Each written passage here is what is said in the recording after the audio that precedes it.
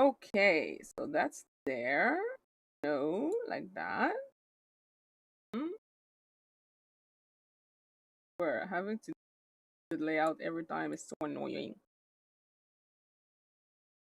All right.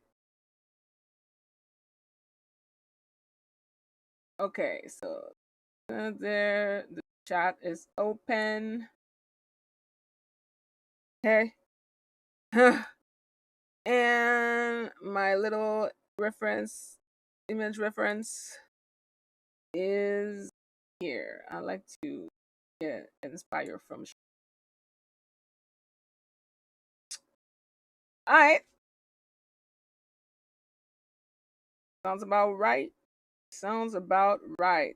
I haven't streamed in a while. I feel like I haven't really been streaming almost at all lately. Kind of crazy. Kind of crazy. But yeah, I've been kind of taking a little break. Sometimes I do that. I've been doing that a lot more lately, I guess. Probably because of the whole like poverty thing. I'm poor, but I'm actively looking for a job and it's stressing me out. So anyway, I've been like trying to kind of find ways to cope. Although streaming is a good way to cope for me, like it's brought me like nice little community. Still, no, I'm still an introvert. Ultimately, I do tend to kind of just end up with myself alone in my thoughts, in my head and shit. So yeah, that's why I haven't been there much lately. Also, I'm trying to actually actively working on my YouTube channel return. I started editing again, so there's that. And also procrastinating a lot by just playing video games by myself. That's where I've been, but I'm not dead. I'm still here for now. And today we have the continuation of Stephanie Sue. She talked to a killer. The last video, I remember he basically did like a service to society by killing a notorious pedophile, in his neighborhood, and that was good. I mean, I know that murder is bad, blah blah blah. But when like the social justice system ain't doing its job, then I feel like maybe it's not that bad. Like I'm kind of tired of acting like violence is not an option when it clearly is. That's the kind of world we live in. That's the kind of society that we are. So let's stop pretending.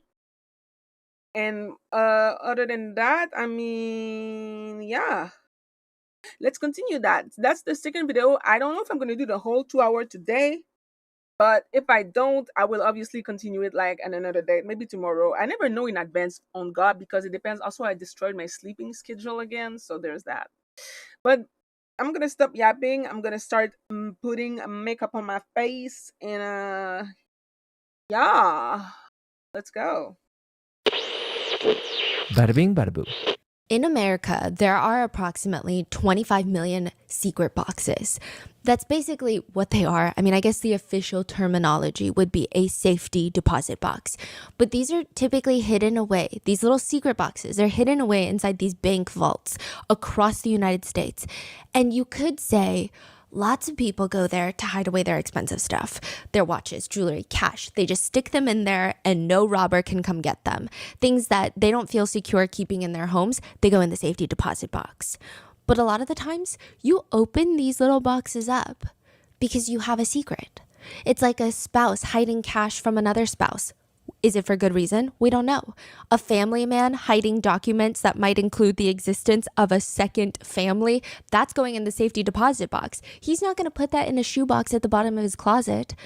Usually you never really have the chance to open someone else's secret box because that's the whole point. They're jumping through all of these hoops to make sure it stays secret, unless they're dead. Then it's a whole process. Depending on what state you live in and your will, let's just say if you die under suspicious circumstances, like if you were, let's say, killed in your living room by the little boy that you assaulted, only he's not so little anymore, he's a full-grown man with a knife, then yeah, most likely that safety deposit box is going to be opened under the watchful supervision of authorities and very tense, very awkward bank employees. In Dennis Pegg's safety deposit box, they find a ton of letters, handwritten letters. None of the letters are particularly insightful. He doesn't spill all of his secrets to confess anything, but the letters are really creepy. First of all, he wrote these letters 10 years before he dies while he's a relatively healthy, slightly middle-aged man. Typically, men of that age are not fully estate planning with handwritten letters to everyone that they deem special in their lives. And the letters themselves are strange. They all contain variations of the phrase, "Pray for me if you can," which if they're reading his letters, he's already dead. And "Forgive me for my faults. I've forgiven you for yours. You were always like a little special son to me or a little brother to me." What is it's this just fault? letter after letter in that safety deposit box, most likely written for his victims. Yeah. Victims who, after their abuser is dead, will be delivered a handwritten letter asking them to pray for their abuser. No. In part 1, we went over the night of the killing where Clark, after 33 years of not doing anything about Dennis Pegg, his abuser, when he was 12, he decides he's gonna do something now. He goes to Dennis Pegg's house after 30 plus years. Dennis sees him at the front door holding a hunting knife that, ironically, Dennis taught Clark how to sharpen. And all he says is, "Hey, how are you?" Clark is slashing at him, slitting his throat, stabbing him countless times, and then finally he spits on his bed before walking out. Clark's mom tries to help him get away with murder. She's like, "We gotta go on the run." But he decides he's gonna stay. And that is when the police come for him. They arrest Clark, and now he's going to prison where he's gonna be placed in the cells with the types of people that he hates the most. I mean, one of them that he's already killed. Those are child predators. In part 2, we're going to cover Clark's time in prison, how he survived, all the strange details about what it means when your fellow cellmate keeps flushing his head down the toilet, and how Clark is now a free man. We also go into depth about what happened to his brother, another victim of Dennis Pegg who ends up being killed by Dennis, and what even happened in those 33 years between Dennis Pegg abusing Clark and Clark killing Dennis for what he's done. Why did the FBI come to find Clark? How does he get involved with the mob, the mafia? Also, the fact that Dennis Pegg has likely close to 100 victims, including his own grandnephew who self-exits soon after Dennis Pegg's murder. And somehow, throughout all of this, the one person that Clark cannot stop thinking about is a woman named Lisa. So what role does Lisa play in all of this? This is part 2, the final part of our interview with Clark Fredericks. All of those questions will be answered in this part of the episode, but there are still so many details and stories that Clark has to share that you can find in his memoir, Scarred, or by following him on his social media and by checking out his podcast. So with that being said, let's get into part 2. Okay, wait. This episode includes mention of grooming, animal cruelty, self-harm, exit, and CSA. Please note it's to take a break if needed. Got it. You've been reached out by the IRS, the FBI, and Homeland Security? That's correct. Were you counting cards? I studied counting cards, but I found it to get a little distracting. This is going to sound weird. Okay. You know, I would go to the casinos and I would walk the casino floor and I would get a vibe for a table. And I'd be like, this is the table. And I'd just get a feeling for it. And I would gamble and I would get a feeling like, all right, it's time to up your bet. And I had an unbelievable, like, 4 or 5 year run in the casinos that was just astronomical. I'm working in the tire automotive field making $700 a week. And I'm down in Atlantic City winning tens of thousands of dollars left and right. And you're just putting cash in your closet? In my briefcase in my closet. This goes on for how many years? This was a distraction from my pain. Yeah. You know, and it's not like it's not like I consciously said, I have trauma from being abused as a child. I need to gamble to distract myself. Yeah. It was just, I'm uncomfortable. I feel uncomfortable. It's my trauma in there making me feel uncomfortable. I feel uncomfortable and I need something to distract me from that uncomfortable feeling. I need pleasure. I became a pleasure seeker. Don't address anything. Don't ever go inside. Let's just seek pleasure our whole life, whether it's drugs, gambling, whatever it may be. Seek pleasure. So that's what I was doing with gambling. Like, what is the most you've lost? Most I lost was $75,000. Oh, And do you Lord. feel it in that moment? Like, I just lost 75,000. Oh yeah, yeah. You can't sleep. It's just acid is awash in your stomach. But again, the high you get from losing is just it distracts you from everything, just like the high from winning. You start by reading books about gambling, and then somehow you end up being very superstitious. Yeah, I mean, I went down there just on a whim, like Okay. bored with life, and won 1,700. Went back, won 2,200. But I was getting yelled at the blackjack table because I didn't know what I was doing, but I was still winning. So I'm like, I'm not gonna go back until I know what the hell I'm doing. And I would always hear all this screaming at the craps table. It sounded like a blast. So I had no idea how to play craps. So I took like 6 months. I got 5 deck of cards. I read all these books on blackjack. I read books on craps. I would throw dice in my room. I would play all the hands of blackjack. I'd pick which one I am and see how it would affect things, my decisions. And I did that for 6 months until I felt comfortable to go back down. And then just like, boom, like 17,000, 28,000, 30,000. It just went boom, boom, boom, boom, boom. Is it true that, like, if you win or lose, you could blame it on the fact that you stepped on a crack? Like, is that, like, genuinely what starts happening, or? Those little quirks didn't start right away, but as you start winning more and more and more, you start thinking, all right, what did I do? Like, all right, I better not step on any cracks. like I don't even know where it came from. Like, it was just like, boom, like, all right, what did I do in the days leading up to going to the casino? Like, oh, when I went up the stairs, I jumped that second stair, and then that, like I skipped 2 stairs there.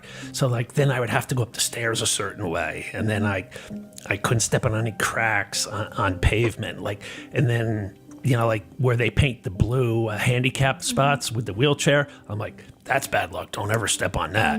And then when I would get to the casino, there was a whole other ritual, like for rolling the dice. It would, I would have to tap it a certain number of times, and in my knee, I would have to hit the table with my knee a certain number of times before I could roll the dice. And it was like, it just started getting more and more and more and more insane. You start at the casinos, but then you get involved with the mob. Yeah. Another brilliant decision. Okay, so you get involved with the mob. How much do you owe the mob? It was because I needed action every day of the week to distract myself from feeling uncomfortable. So like, I couldn't wait to the weekends to go gamble. I needed something. What am I going to do Monday through Friday? Yeah. So it came about that I could, through a bar, I could start sports betting every day of the week. And I was given a no limit bet. So like, I could bet as much as I wanted, as often as I wanted. In 6 months, I was broke, like lost everything. And in that last week, I was down 20,000 and I didn't have it. Now you would think, all right, it's time to walk away, Clark. But no. I'm going to get that 20,000 back if I can, plus some. So I called the number that I called to place my bets, and I said, hey, I got to move some money around. Can you let me carry that 20,000 over for another week? And they're like, for you, anything. I'm like, okay. So I go into that next week, 20 in the hole, and I'm like, I got to get that 20 back. Plus, I want to keep gambling, so I need to win on top. So I just start making really stupid bets. And when the week ended, I was 77,000 in the hole to the mob. Oh, so Lord. when you were gambling in casinos, you were making money. Yeah. How much were you making? Oh, hundreds. I mean, my largest win was 153,000. And that was after losing 3 times on the craps table where I had 20 to 30,000 at a clip up there. So I was well over $250,000 just for that one time. But I mean, 50,000, 70,000. My host put me into a blackjack tournament for 75,000, winner take all. And he's like, I think you got this, bro. Your luck is unbelievable. I didn't win. I got knocked out about halfway through it. But I went to a high stakes blackjack table and I won 80,000. So like I won more than what the prize was. So then you were like, okay, I'm going to do this with the mob. And then you're down 77,000. And now the mob is trying to kill you. The mob is threatening me, threatening my life. The mob is telling me the best thing I could do for myself is to go rob a bank. The guy's like, look, if you get caught, you're looking at 5 to 10 years. You'd be a hell of a lot better off doing 5 to 10 years than what we're going to do to you. And they're calling me every day. And this was like a constant, dude, you got to go rob a bank. Like, what are you waiting on? Go rob a bank. Sorry. Maybe you'll get away with it. You can give us money and hold us off. You get caught, you go do 5, 10 years. What's the big deal? That was what they were constantly on. Did you ever consider robbing a bank? No. Oh. And then they called my family. They got my father's phone number. Oh. And they said, hey, old man, you want to save your son's life? You better pony up some money for him. I had already gone to my family to warn them. And sure enough, they called my father. Then they called my brother, who I used to be in business with. And they're like, your brother's in a lot of trouble. You have the power to save your brother's life. You can do that by paying us what he owes us.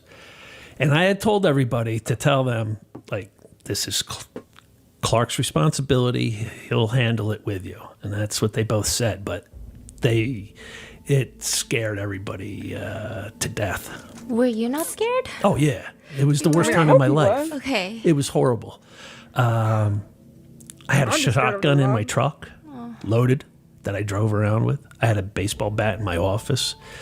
I was constantly on edge, like just to leave the house in the morning, I got to go to all the windows of the house and look out in the yard, behind the shed, see if anybody's out there,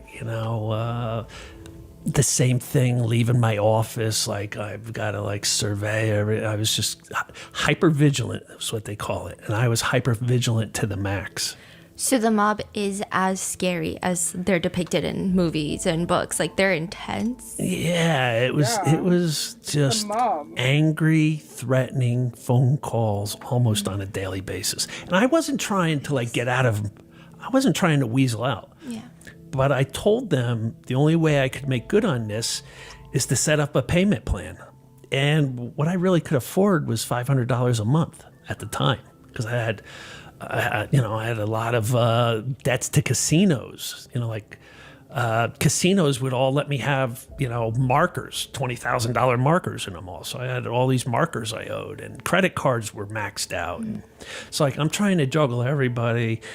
So I told the guy, I can do $500 a month. And the guy went absolutely bananas. That's nothing. And he's like, $500 a month doesn't even cover the juice on $77,000. Yeah. Like, you're out of your mind, bro. So it was a horrible time. And then I get a phone call after months of this, and it's them, and they don't ask for money. They just say, you're a dead man, and click and hang up. Oh boy. And then a couple months goes by after that where I'm completely like on edge, like can't sleep. You're always listening for every little sound. Like, is that somebody out there? And I get a call. At this point in time, we had 2 tire automotive centers. I had one and my brother had one. And I happened to be at my brother's store one day, and his office manager came in the back room and said, hey, there's a phone call for you. I'm like, who the hell's calling me over here? Nobody knows I'm here. He goes, I don't know. They asked for Clark. I mean, clearly someone knows. So I answer the phone, Ah, and the guy introduces himself as a special agent with the FBI.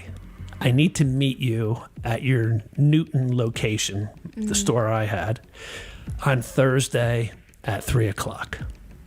And I'm like, well, bro, like, you got to tell me what this is about. He's like, no, I don't. He goes, I'll see you Thursday at 3:00, and he hangs up. sounds like. And then your mind just goes like in a million directions, you know. Like I couldn't fathom what the FBI is coming to meet me for. You know, like I was doing some now and then, and I'm like, is the FBI going to try to pinch my dealer by put pressure in me? Like I'm buying a gram of, like when the FBI's getting involved on a gram of. So I had no idea what it was. And then the guy came to the store, and clearly was an FBI guy, and said they had an informant inside one of the major crime families who told them a hit had been put out on my life for my gambling debt. Damn. And if I didn't think it was real before then, that really made everything real. But you still didn't snitch. You didn't cooperate with the FBI. You're like, well, No, they wanted me to wear a wire, and I was like, "Are you out of your mind? Oh, like, yeah. like That's my life understandable. is hell right now. You want me to wear a wire and make it even worse?" I go, and I told the FBI guy what I told the mob guy. I go, "This is my problem, and I'm not running from it, and I'm gonna deal with it." And the FBI guy said, "Well, that's very noble of you, but if things get too heavy for you, here's my card. You can call me." Wait, what did the FBI guy offer you at first? He said, wear a wire and we will help you? Or Yeah. It's not like, like we'll solve your problem by taking these guys down.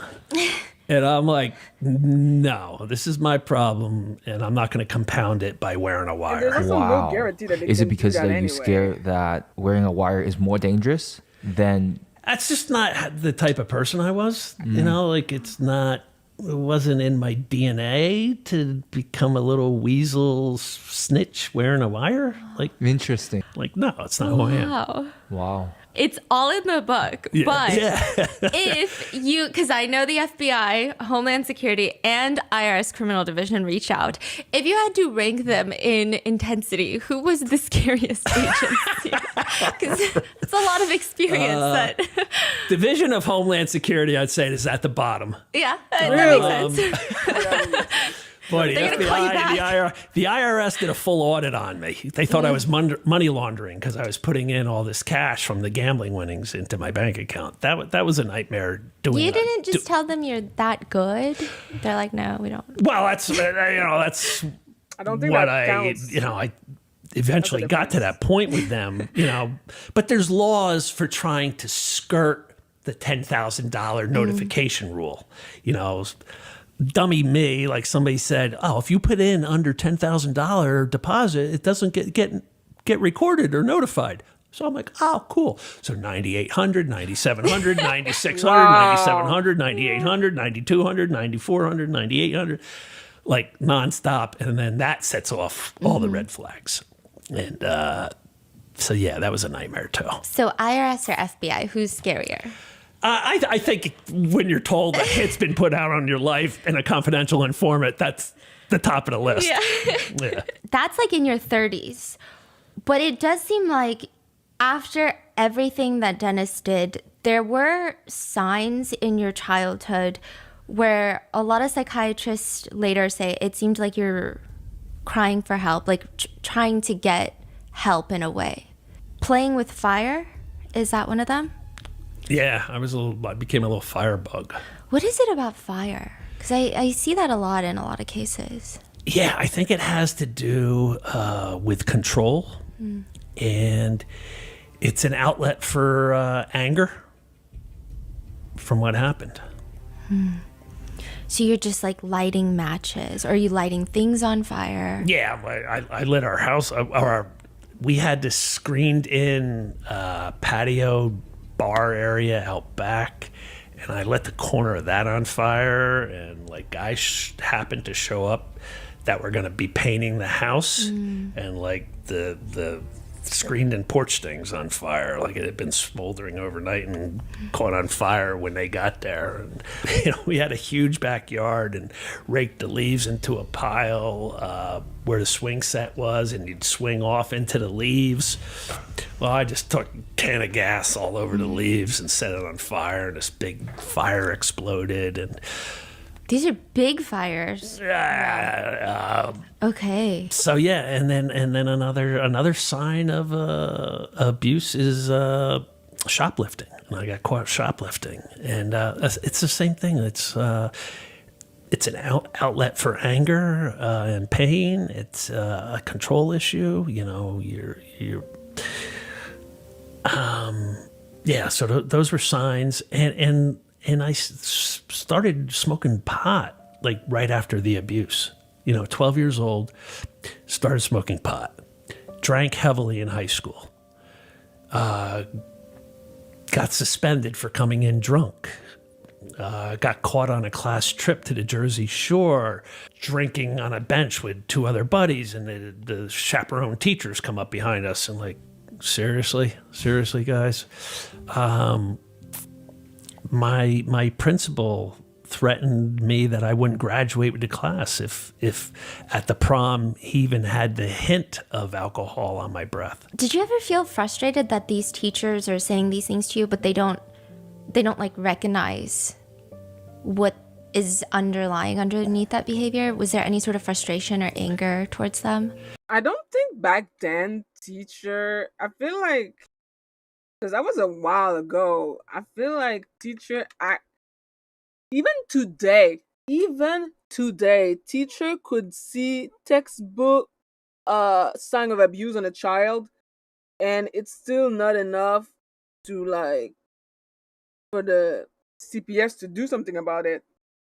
I mean, I remember the case of Gabriel Fernandez. I will never, ever, ever forget this case because it traumatized and broke me. And the teacher kept saying, because like he would literally go to school and like with bruises and shit, and CPS would be the fucking worst, go to their house and ask him in front of his parents, his abuser, are your parent hitting you? Like, bitch, like. So it doesn't, I feel like the system is kind of trash. So yeah, I'm not, even if the teacher would have seen something, like, see something, say something, I don't even think it would have done much. So, yeah.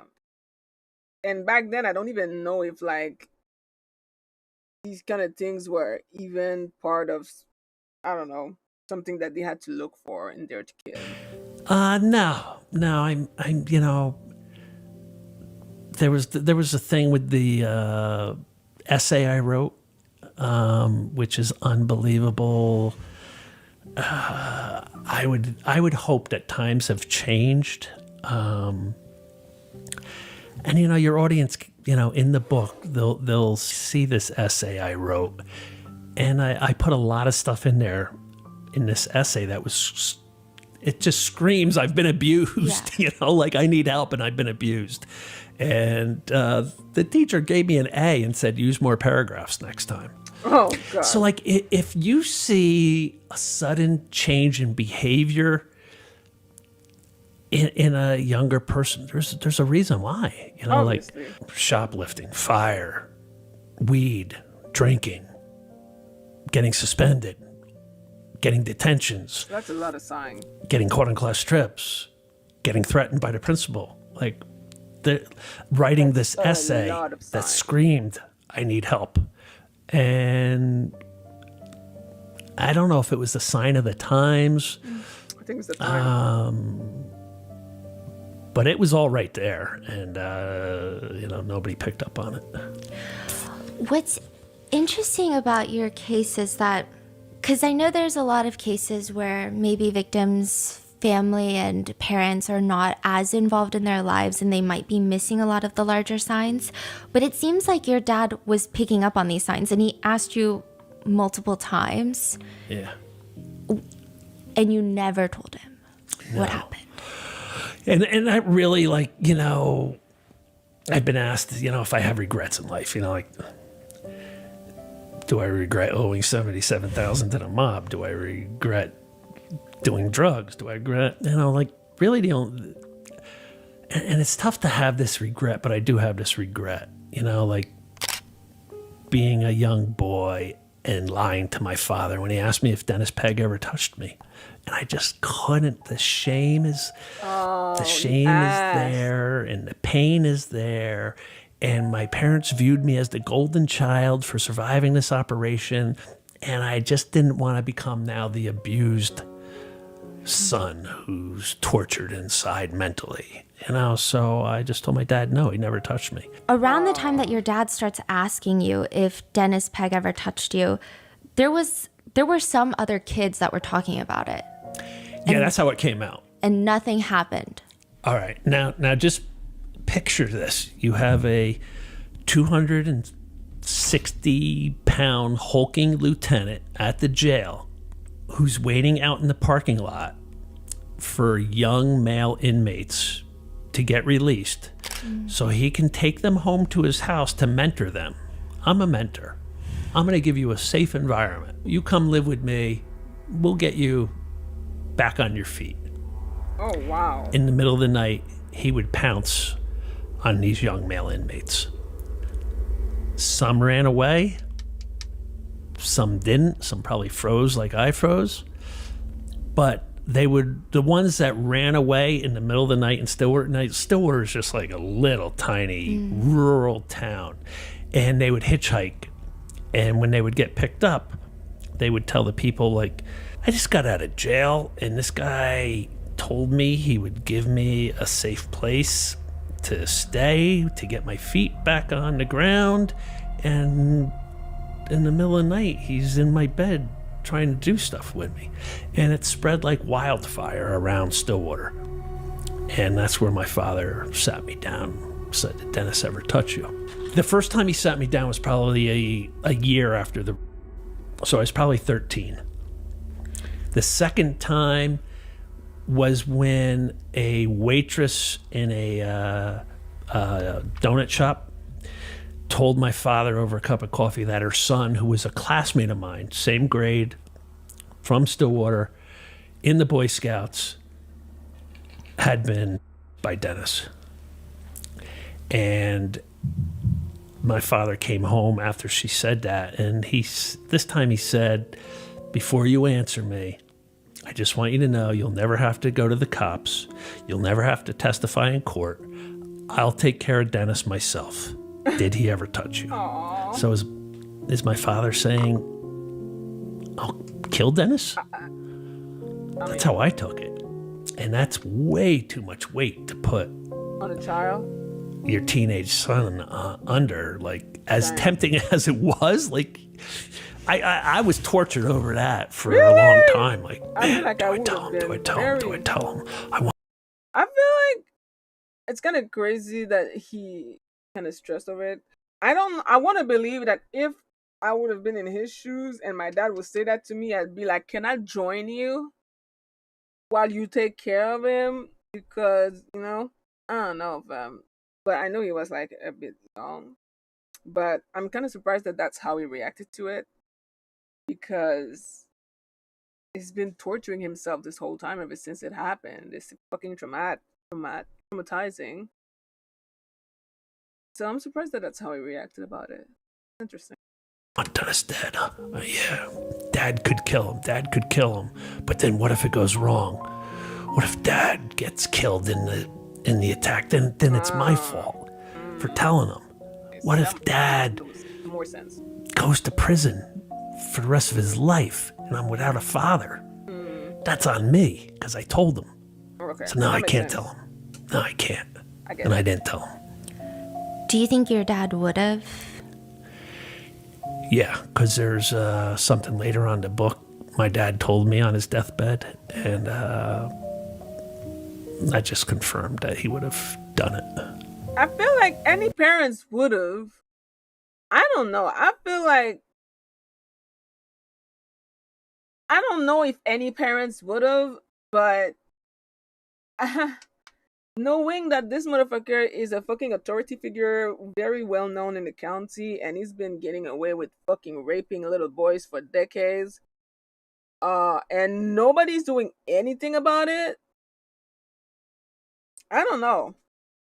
I'd like to think that at this point, it's one of those small town case where like everybody knows, but nobody's doing anything. Like the authorities are not doing anything about it. So a bunch of people in the town take care of that one person, and it, you know, it is what it is type shit. So something had to be done about him. So ultimately, like I said in the last episode, he just rendered service to society by taking care of a disgusting, violent pedophile. And I'm okay with it. I don't really care. I'm okay with that. How do you feel that it was you that killed Dennis rather than your dad? Yeah, nobody's ever asked me that.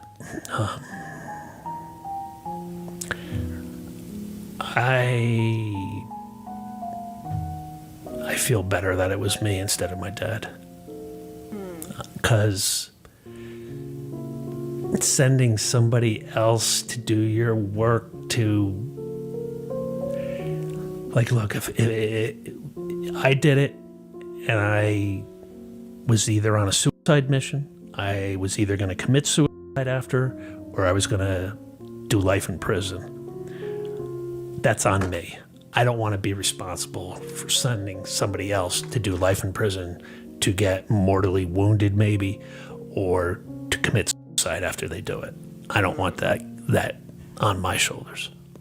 It seems by all accounts you were a very smart kid and you end up at Northeastern. Yeah.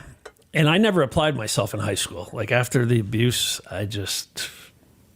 Everything was lacking, another sign, but I was really smart and I could do no work, get B's, C's.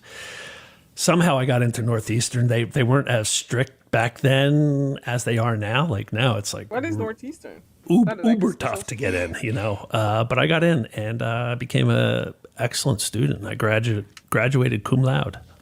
And there is someone that you meet at Northeastern that's featured in your book? Yeah. I Dennis Pegg did a lot of things that derailed a lot in my life. And one of the things he derailed was me being able to be intimate with a partner.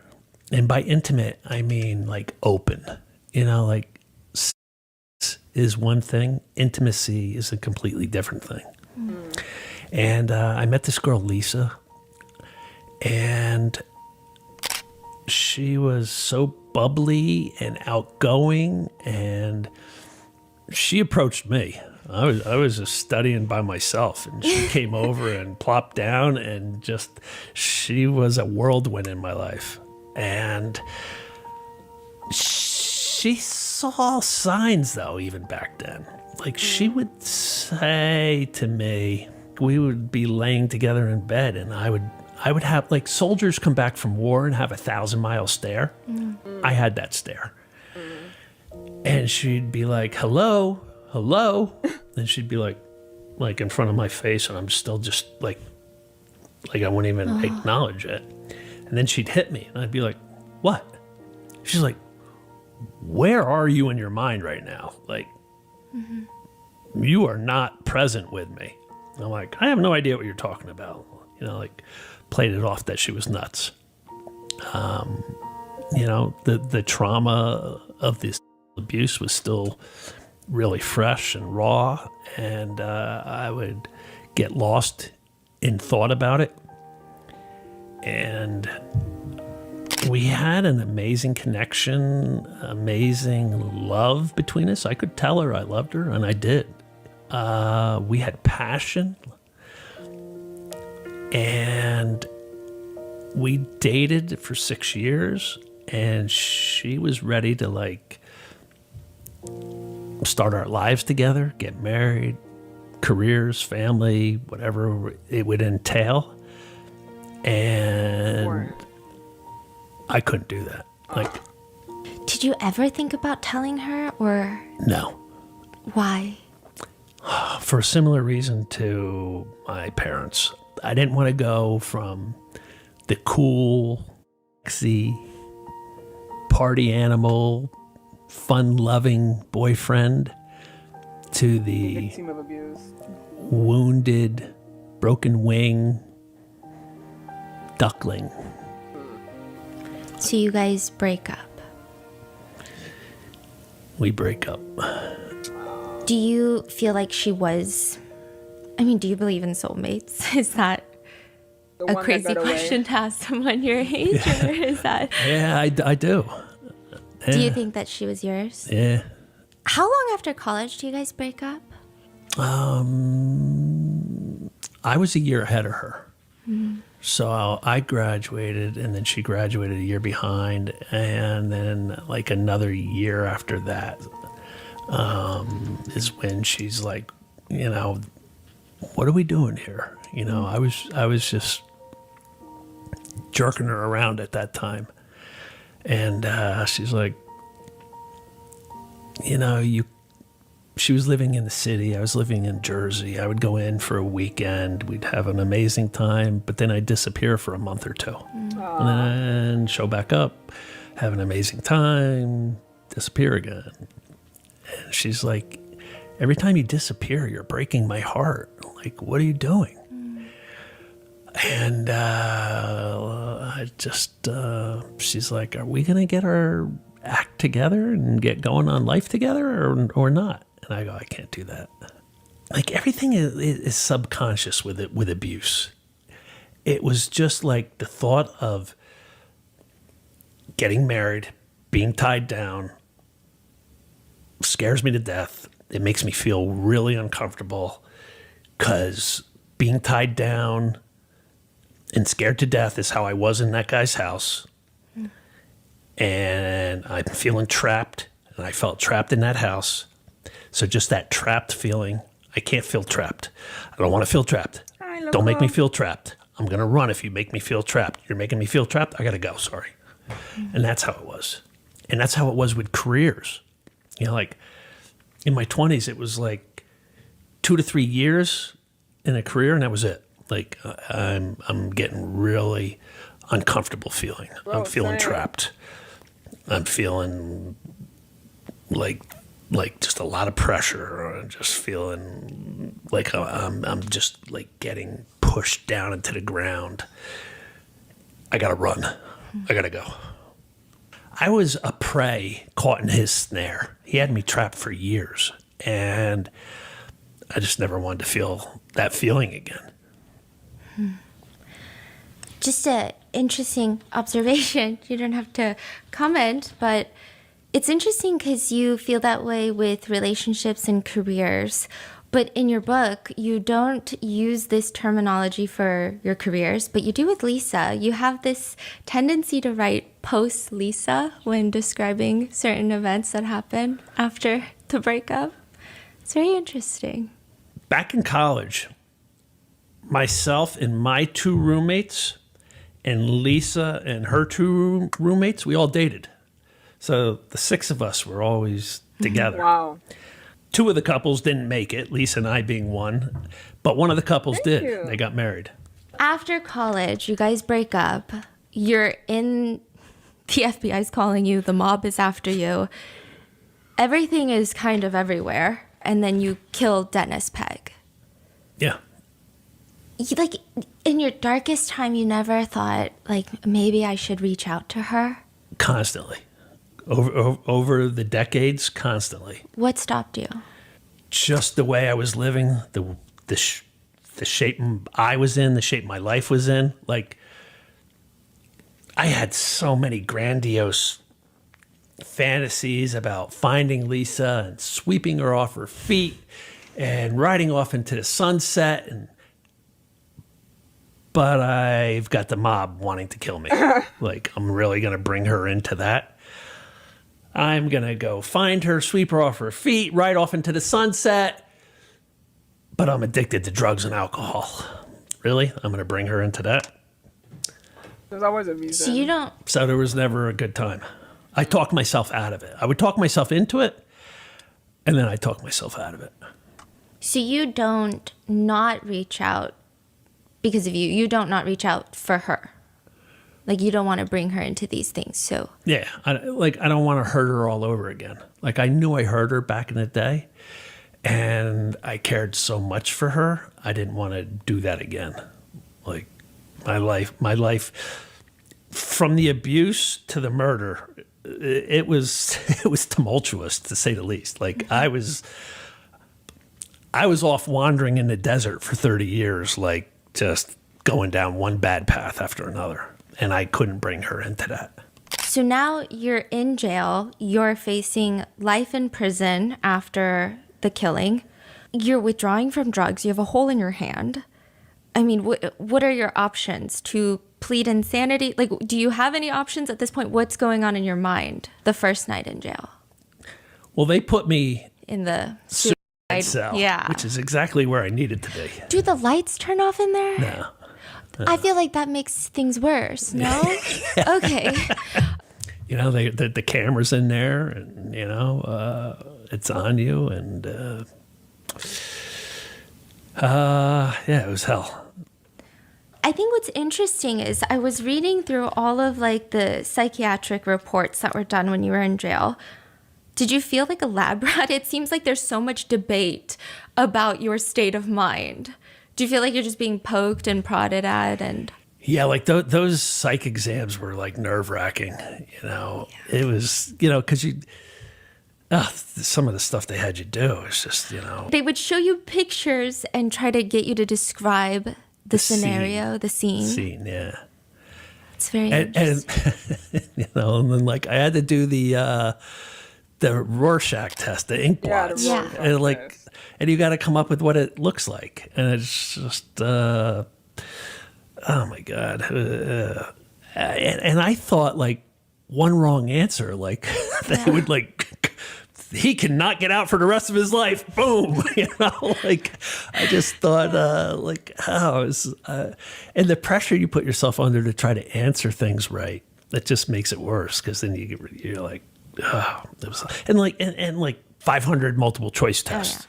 Oh, yeah. Like, boom, you gotta take this 500 multiple choice test. Like, and they ask you the same question in that multiple choice test 4 different ways, seeing if you, yeah. Like they'll reword it, but it's the same question to see if you answer differently, you know. It seems like you were honest. I don't know. This is one. So you were shown a picture that is not provided, but you say that it appears to be a man who's pulling away. She's trying to hold him and talk to him. Maybe he drinks too much and has anger problems. So it feels like you took these tests very seriously. Like, it doesn't seem like you were trying to answer how they wanted.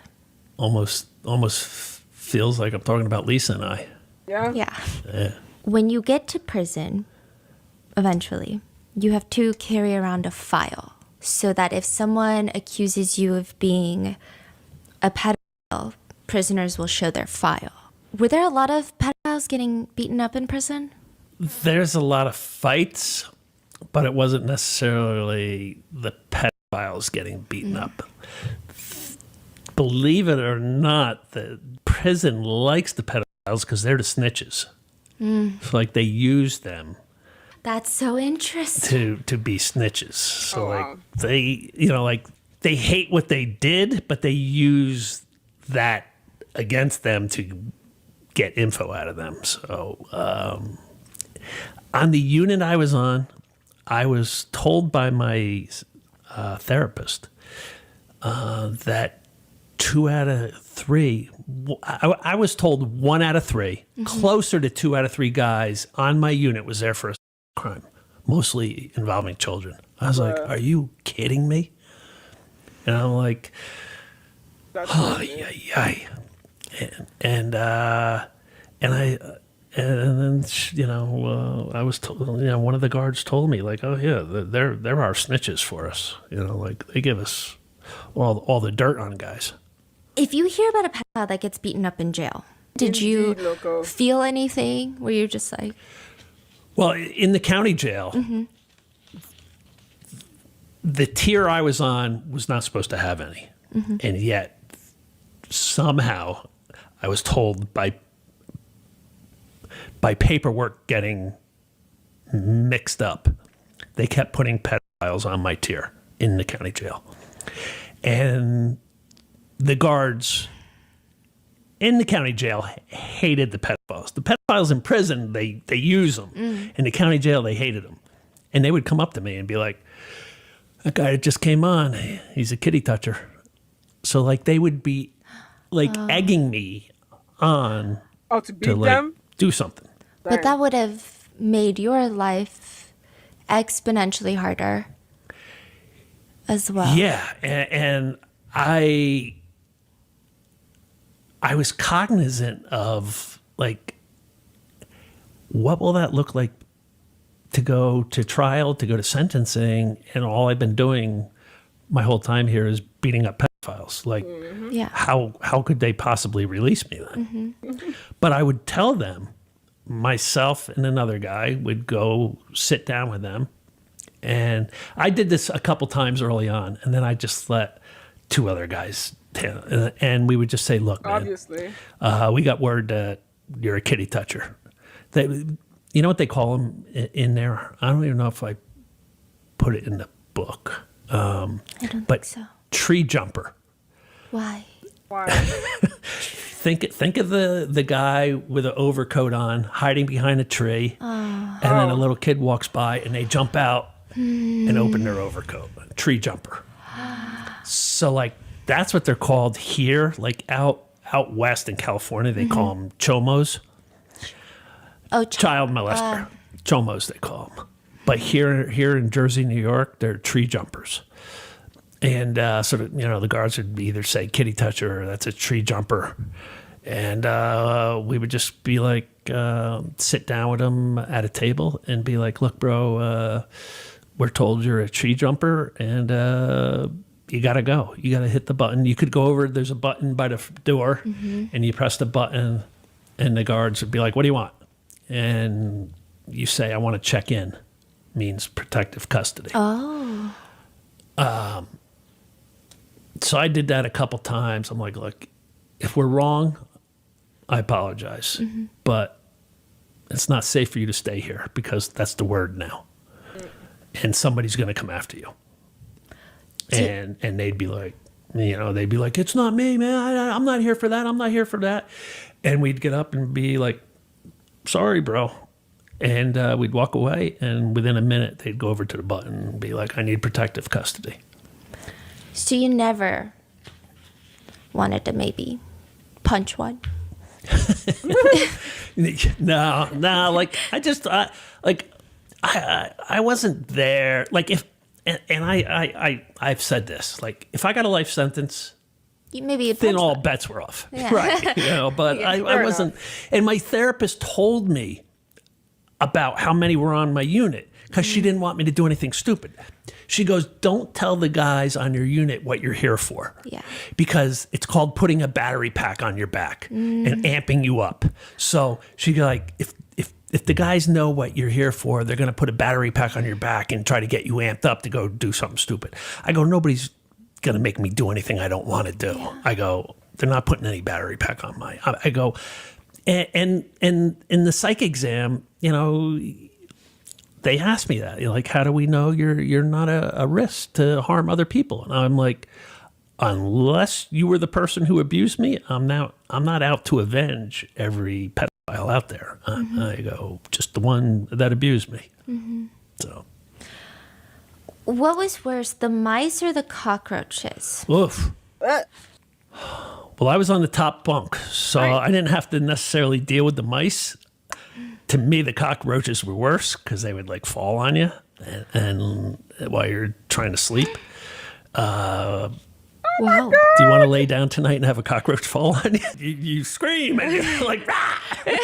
That was in a place called CRAF, Okay. CRAF. And that's when you leave the county jail to go to prison, you have to go to this place to get classified which prisons suit you best. And it's they purposely have it as a hellhole to like frighten you from never wanting to come back into the prison system.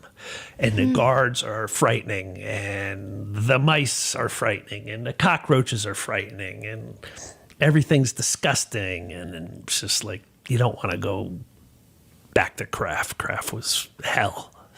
I mean, how is prison in general? But like, how bad is bad? I mean, I see people are flushing their heads in toilets for drugs, for smoking marijuana. Well, those toilets are like the airplane toilets. You know, it's just like sucks. So if you want to smoke weed, you put your head in your toilet and blow it and hit the button. You can always, you can always tell somebody who's smoking weed in their cell because the button goes. You just hear the suction sound going and going and going and going and going. So guards are just walking by and they just see cellmates with their heads in the toilets. Well, there's usually only one guard on at a time. Mm-hmm. There's a guard on the floor, and then there's like two guards in a bubble, and they have to do a walkthrough like every so often. So when they just did their walkthrough, like, all right, I got 2 hours now or whatever it is, or an hour till they do another one, so you can smoke your weed then. Damn. Interesting. Well, I'm learning Warm a lot weather, about vacation plans, backyard barbecues, and prison endless culture. I am curious. I find this prison segment quite interesting. I mean, I feel like unless you've been to prison, the only thing you know about prison is what, like, I don't know, I feel like what you see on TV and what, like, the rumors and blah blah blah. So it's interesting to have like an actual former inmate perspective on like how things was. Roach falling on you is crazy. Roach falling on you when you sleep is absolutely disgusting. Oh my god, like that alone would like make me not want to do crime because I'm not sleeping with roaches falling on my fucking face while I'm sleeping. Are you fucking crazy? But yeah, that's insane. That's some insane shit right there. All right. If you've been hurt this summer, you can check out Morgan & Morgan. It's free unless they win. Just click the link in the description below or visit forthepeople.com/rotten. That's FORthepeople.com/rotten. Or click the link in the description below. This is a paid advertisement.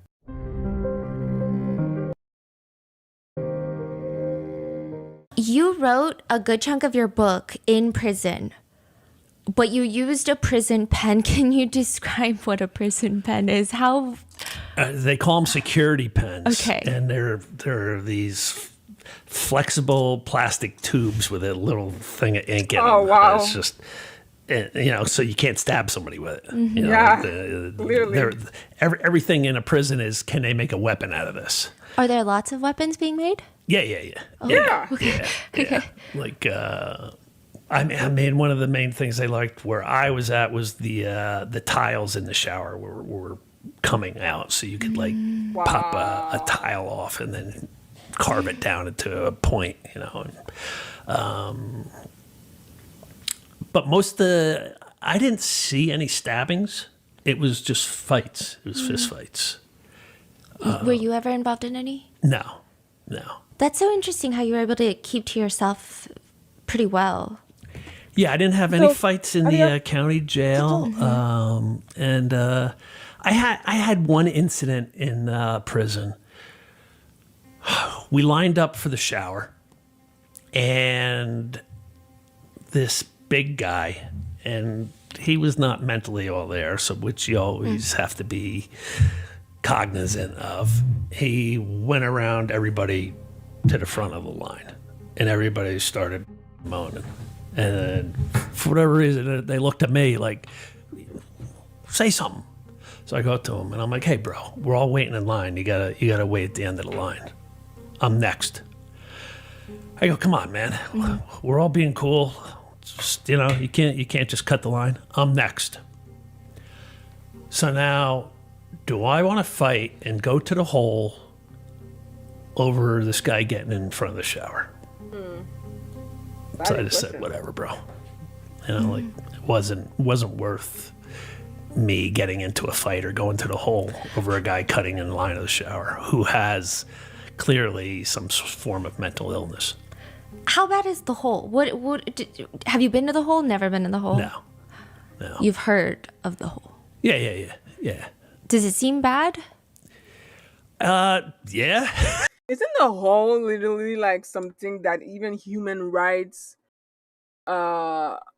agency say, like, because prison system in the US are, not really I mean, we're not in North Europe is what I'm saying, like where those prisons are basically fucking, well, they're paradise compared to US prison, obviously, and they are actually made and built to rehabilitate people, but the hole specifically is literally something that shouldn't even exist in a jail. Like, it's not, the way it can break people's psyche, like, you're not helping.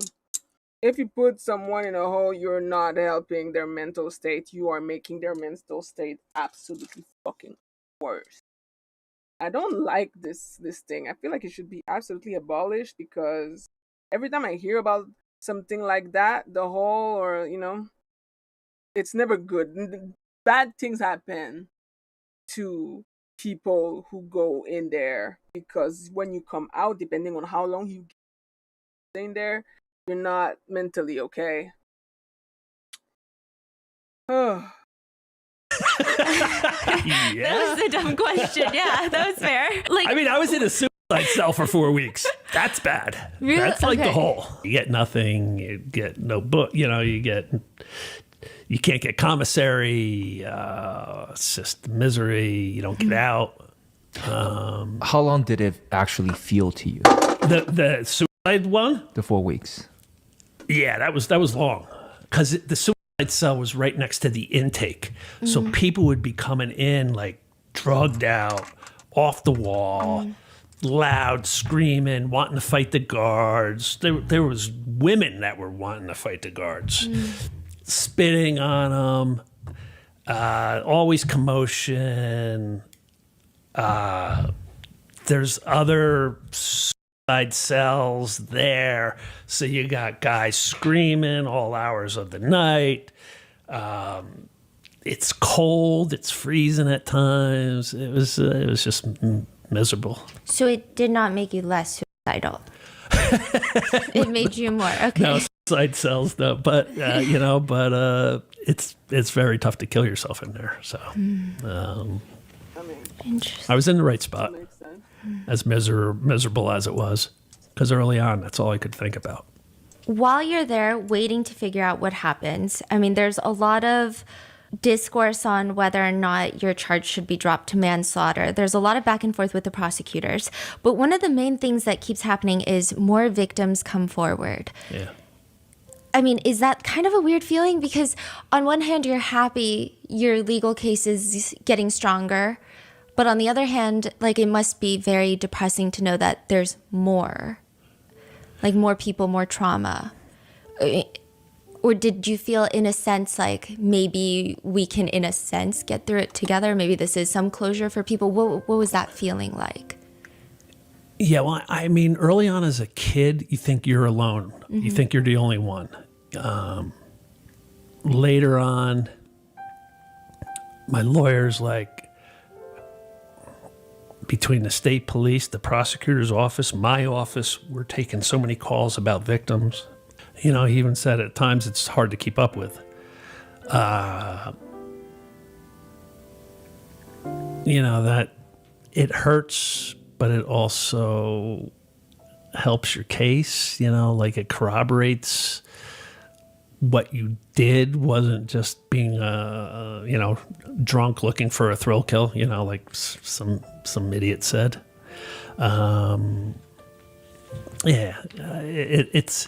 It's tough to, like, know that you need other people's pain to come forward to help you, Yeah. But hopefully it would help them to, like, speak out, because that's the only way you can heal, is to speak out. You said, like some idiot said. I had the article from Oh, the boy. idiot.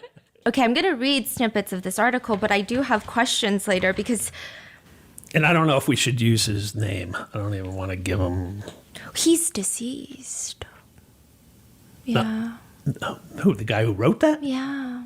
Ernest is dead. Really? Yeah. I know. We did share a little chuckle over that one. Yeah. Okay, read away. Yeah. Wow, that's unbelievable. I'm not supposed to mourn, am I? Wow, you just blew me away with that. Holy smokes, you guys really did your work. His article is crazy. That? Yeah. And it's a very intense article. And did you, I mean, I'm curious to know if you read it while you were in jail, but it reads, Dennis Pegg was the kindest, most considerate, and gentlest man to ever have graced the earth. My goodness. What the fuck? I did read it. You did read it. Yeah, you get the papers in there. And I didn't read it at the time because I was in a suicide cell when it was written. That's but crazy. it was mailed in to me, and I read it. It is disgusting that certain lowlifes only now are coming out from under a rock to besmirch the stellar reputation of a man who can no longer defend himself. So a victim is a lowlife. Did you have any sort of, like, what was your reaction when you're reading these words? I know it wasn't right away, but... It hurt. To bruh. be... to see someone speak so highly about a predator. About your fucking you rapist. Like, hello? Everybody heard rumors. This guy had to hear rumors too. But to discount that and build this guy up as something he wasn't, you can't rape little boys and do something good and just people focus on the good. No, Exactly. you're little boys. Yeah. Like any good you do is out the window. Yeah, and yet they're not Ernest going to wanted to heaven. just focus on the good. Wait, did we talk about who wrote this article? Yes, his name is Ernest, and he was very friendly with Dennis Pegg. Very close friends, and also his attorney. He also owed Dennis Pegg $12,000. I mean, the things you can find on the internet are very strange. I don't know. But he is since deceased, but I just find it, like, unthinkable, because even if I had a friend... But all these victims are coming forward. There's no way that you can write these types of words. It just doesn't make sense to me. I don't know. I mean, I would never be friends with a rapist or a predator or a pedophile or whatever. But I cannot think of, like, one of my besties being accused of something terrible. I mean, I can't relate. I can't relate because I wouldn't be able to be friends with a pedophile rapist. But if my bestie ends up in jail, I would 100% write this kind of letter about her. I'd be like, this bitch is the best woman on earth. She has helped me countless times. She saved me from homelessness, blah, blah, blah, blah, blah, blah. But not if she's accused of pedophilia. Nobody fucking cares that she helped me get out of homelessness. Nobody cares. Like, I feel like it's a case of read the room, bitch. Oh my god. Yeah, I mean, he had to know the rumors, and yet you're going to call me a lowlife coming out from under a rock, and you're going to build Dennis Pegg up as this pillar of society. Like, I don't know how you do that. I don't know how Ernest lived with himself after writing that article. Maybe Most was people, part they support you, but are there more Ernests out there? Like, do you see people writing stuff like this about you? Have people said things like this to you? No, just the internet trolls. Like when I'll do something, you can't get away from them. Maybe you don't have them, but oh no, she does. yeah, but I'll get a, just and I don't know what joy they get out of it. Like because when I do any type of interview, I put my heart and soul in it. Everything can be corroborated. I'm not lying about anything. People think you're lying? Yeah, oh yeah. It's all Yeah, like like this record. story is BS. Like, what is BS? It's Google my name. Yeah. Like like Yeah, but I feel like sometimes things are so disgusting that it's easier for people to act like it didn't happen because in their mind, being able to admit that this horrible thing actually happened is worse because it would probably shatter their idea of the world. It's like, no,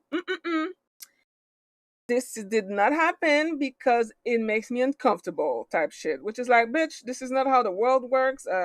If something makes you uncomfortable, it doesn't change the fact that it actually happened. But yeah, no, some people just really don't have like the mental fortitude to be able to understand that. So I'm not surprised by that at all. Hello, laptop. and early on I would try to interact with the internet trolls just to be like and then they vanish. You don't hear from them. No, So they're I not just here gave to have up like trying to constructive. like why bother. But yeah, as far as like Yes. people in my community, no, I don't hear anything from like what Ernest wrote back then. I don't see that. But I mean, okay. I looked up Dennis Pegg's obituary. Oh, isn't that horrific? Yeah.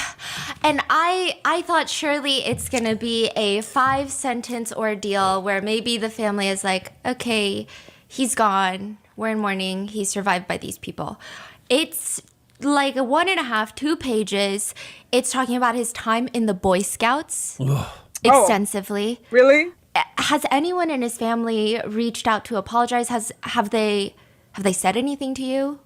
No, I've been asked that, like, because people are like, did anybody in the family ever say I'm sorry, for what happened to you by our brother, by our uncle, by whoever? And no, nobody ever reached out.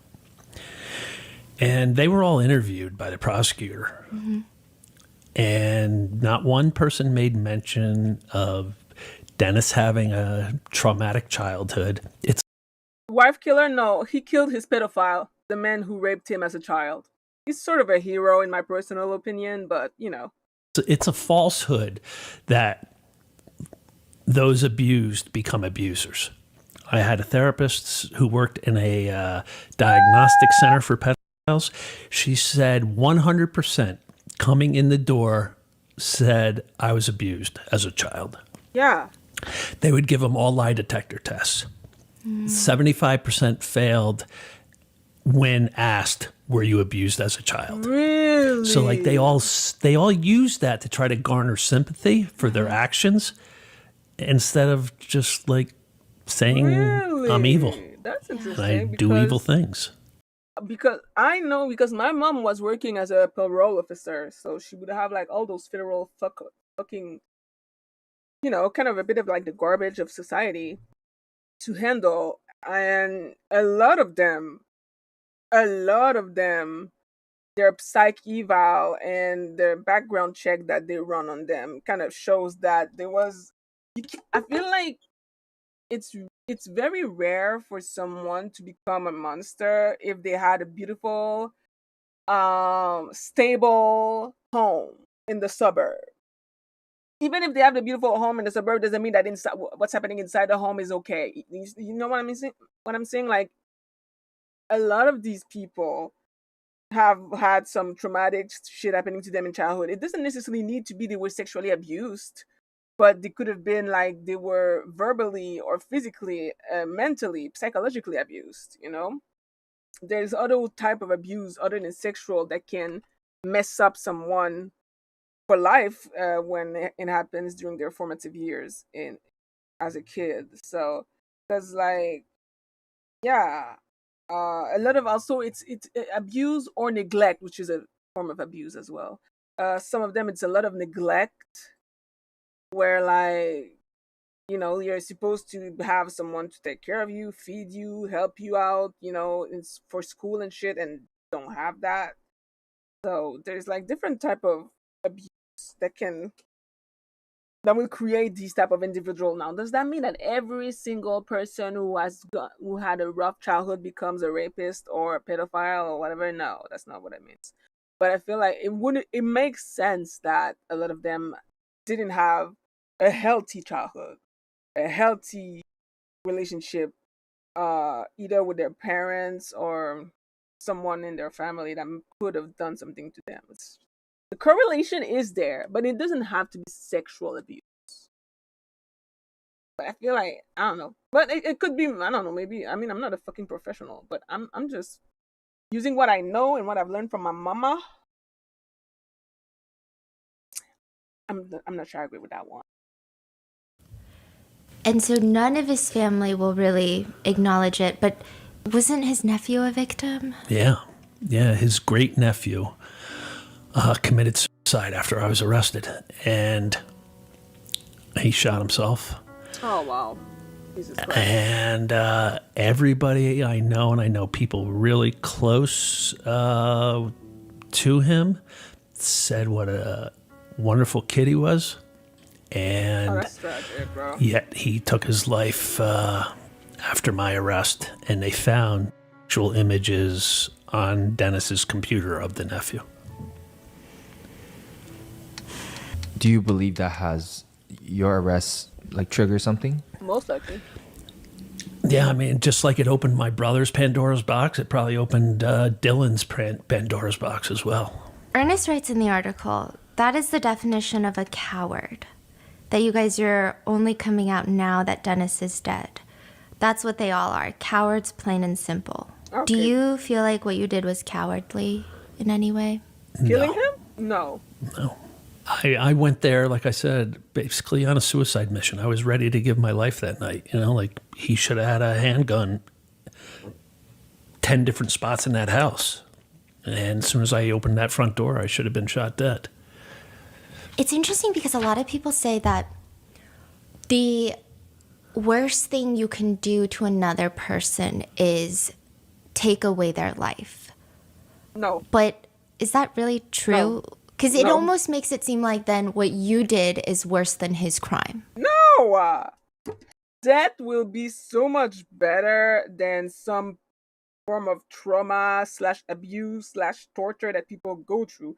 That, especially if it's relatively fast, it's over. Regardless of what you have to do or what you did, once you're dead, it's over.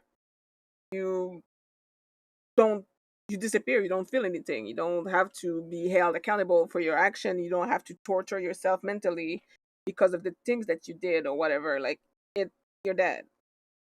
Obviously, I'm not saying that doesn't make sense for him to have done what he did, but that is that is mostly bad for the people who stay behind. That sucks for the loved one. And I mean, for the person who is deceased, but also that person is no longer in pain. That person is gone. That person doesn't feel anything. It really just hurt for the people who stay behind. The loved one are the one who will suffer the most from that death, because the other person doesn't feel anything anymore. But like, I hear about this case of this fucking rich Christian man in Texas, I think, who was raping a girl since she was 6 years old, and now she's 12. See, I would prefer that, because than letting an old man touch me for 6 years and traumatize me for the rest of my life. Like, nah. So I don't think so. That was a good thing for Dennis, because he didn't end up in jail where he could be beat up and raped because of the crime that he committed. He escaped more pain. So we aren't gonna cry for a fucking pedophile. Frederick says he got drunk, sworn to his friend Bob Reynolds. Was arrested as an accomplice. Went to beg, still out at home with a hunting. Yes. Yeah, that's him. That's literally him, laptop. And like I said,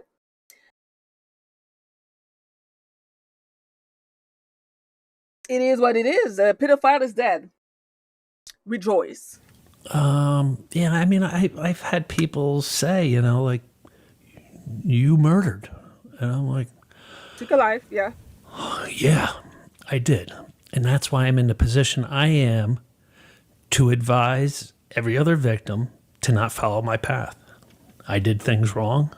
I led a self-destructive life. I should have healed early on. I should have talked about this early on. And that's one of the main reasons for me being here on your program, is because you have a younger demographic, I feel. And that's the age I want to reach, so people can hear from me that what I did didn't heal me. It just created more problems, more trauma. I was ready to kill myself. I was ready to do life in prison. And you don't have to forfeit your life because you were abused. You know, you can heal from it. And I'm healing now. And I want people to see that. And I want them to follow my footsteps now versus how I lived earlier. But do you feel like Dennis also killed something in all of his victims? Oh, of course. Yes. I had a former lieutenant of a police department who was a professor at Seton Hall, and he equated childhood abuse to soul murder. You murder the soul of that child. Yeah. And I agreed with him 1,000% on that. Many women have been with too young to do things they should all be executed to. Wait, I'm not trying to understand the many women have been with too young to. You're gonna have to rewrite that, Lobto, because I'm not trying to understand what you're writing. There is this interesting moment where, okay, well, first of all, your murder charge, first degree murder charge, is brought down to manslaughter. So at some point, the prosecution, they come around. Is that It took how 3 years. I had that first degree murder hanging over my head for 3 years in the county jail. There is no such thing as a speedy trial when it comes to a murder. And our psych eval from our side got delayed, and it got presented to the prosecutor just before that like a couple months before the 3-year mark. And in that psych evaluation is everything laid out, like the abuse, the murder. It's not like a whodunit anymore. And between all the victims that came forward and then reading that psych evaluation, the prosecutor offered me a plea deal to second-degree manslaughter. Many women have been with too young teens or kids. Do you think they should all be executed? Oh no, I'm not saying like execution is like, what I'm saying is like personally, like what my example was literally like me personally. I don't want to be abducted and like fucking in a brothel, gang raped and shoot up in drugs for the rest of my life. I'd rather you kill me. That's my personal choice. Like I don't want to fucking suffer like that, like years of trauma. If I end up surviving whatever the fuck happened, like I choose that. That's my personal opinion. Now, obviously, like I don't like pedophiles. I don't like people who abuse, but ultimately, obviously, again, you're supposed to atone for your sins, pay your debt to society, as we say, and move forward being a better person. That's what you're supposed to do if you commit a crime. So if you are indeed able to do that, then I don't really give a fuck. I don't care what you do. Like, I don't think that every person who commits a crime should fucking die. That's not what I'm saying at all. I'm really saying, like, for some people, death is better. Like, death kind of makes things, some things, like, when you're dead, you don't feel anything, is what I'm saying. Like, so for the victim, that sometimes is way better than to live. So yeah, that's my opinion on that. And second-degree manslaughter carries 5 to 10 versus 30 to life for first-degree murder. Okay, that is another thing that was so interesting. I feel like a lot of cases that we work on, the psych evaluations from the defense and the prosecution, it's like reading 2 different books from 2 different planets. Yeah. Yours, we had difficulty being like, wait, this is the prosecution's psych evaluation. They're identical. Yeah. Yeah, it's amazing. Yeah. And what's really crazy is my defense came out of the prosecutor's psych eval. He came out and said, I feel passion provocation fits Clark perfectly. And Yeah. he explained why. I'm a passion. And passion provocation had never been used 30 plus years after the fact. Passion provocation is the husband comes home and his wife's in bed with the mailman and he freaks out and kills one of them or both. That's passion provocation. This was being used 30 plus years after the initial abuse. And there's 4 factors to it. And he fit me into all 4 factors in the present day and how it fit. So like their side came up with my defense because we had initially come up with diminished capacity. There is this interesting thing in the book where they do say the problem, though, is that you're a decent human being. And so they say that's the problem because now with the manslaughter charge, they're saying that you will have trouble living with yourself unless you pay a debt to society. Unless I'm punished. Do you agree with that? That's a interesting way to phrase it. Strangely, yeah. Yeah. I because I've said to people, like some of the trolls, like I'm like I paid my debt. Like I did what I was ordered to do. Yeah. And it gave me time to think about life, to redirect my life, to think about what I want to do with my life. I needed to be away from drugs and alcohol. I needed to bring healing. I needed to confront my demons. And being locked up, even though I was in hell, prison is hell, I was able to do that. Oh, I'm so sorry. One thing, though, I will say is I'm going to link it in the description, but you have this insane interview with the prosecutor that was on your case. I thought it was the most... You guys have such interesting interactions. I'm like, how do you interact with someone that was trying to, at least at some point, make you stay in prison for the rest of your life? Yeah. That's interesting. Is it Right? is it a weird dynamic or you guys are just buds? Like what? Actually, this morning at the hotel before I came here to meet you, guess who I got a text from? The prosecutor saying, and this is what he said. He goes, "I'm sorry I missed your book signing. I was in the hospital. Please save me an autographed book." No, because you have some very interesting friendships. I mean, you're friends with a lot of the officers that arrested you. Yeah. You're friends with the lead prosecutor on your case. Yep. You're friends with a lot of like the forensic teams that probably process the crime scene. Yeah. I mean, I think that, like I said earlier, I feel like because of the fact that Dennis was notorious, but for lack of proof, not lack of testimony, lack of physical proof, they couldn't charge him. So he was allowed to basically just keep doing what he was doing to hundreds of boys. I feel like when you learn, that you're like, the justice system failed. The people who were supposed to protect and serve failed. The people who were supposed to prosecute this motherfucker failed. Every echelon of people who were supposed to handle someone like Dennis failed. And he came and took care of the problem. Did he do it right? Well, not really. Murder is bad. But he did it.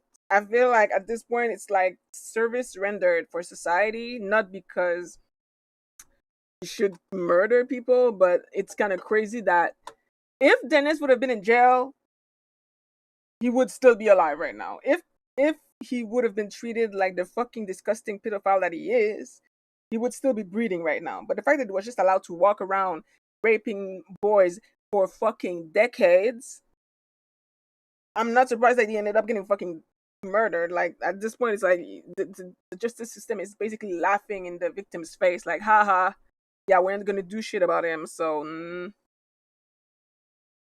I'm not surprised that like even the people in law enforcement who are supposed to be against that are like, you know what, it is what it is, you know, like because they know they fucked up, they know they failed, they know it's also a little bit their fault if Dennis is dead because they failed at their job. They did not protect and serve, so they have to, you know, they look at this and they're like, yeah, that's it.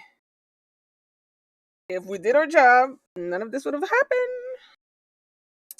We're talking about, I mean, a woman who did similar thing to the scout leader, women who are, because like what Dennis did to this man here in this podcast, and to again hundreds of boys, I feel like you don't really hear stuff like that. Like I hear some cases of women, I feel like something that is a bit slightly more reoccurring is like the young 20 something petite pretty woman female teacher, and I'm pretty sure I said that in my last video on this case. The young petite pretty in her 20s female teacher who will get close to the boys and, you know, use her feminine charm on these young, very young boys to charm them and basically start a very disgusting pedophilistic relationship with them. Um, where I feel like those cases, like every time I hear about those cases, there's no debt. There's no. It's mostly like the mental abuse. It's like the way they happen is kind of different. Like in his case, it was extremely violent. It was, and then right after that happened, he saw Dennis beat his dog to death right in front of him as a warning of like, if you talk, that's what's gonna happen to you, you know? So like there's a lot of like, it's very different. Like when the female teacher case that I hear, it's like there's like of course emotional manipulation, gaslighting, grooming, and assault.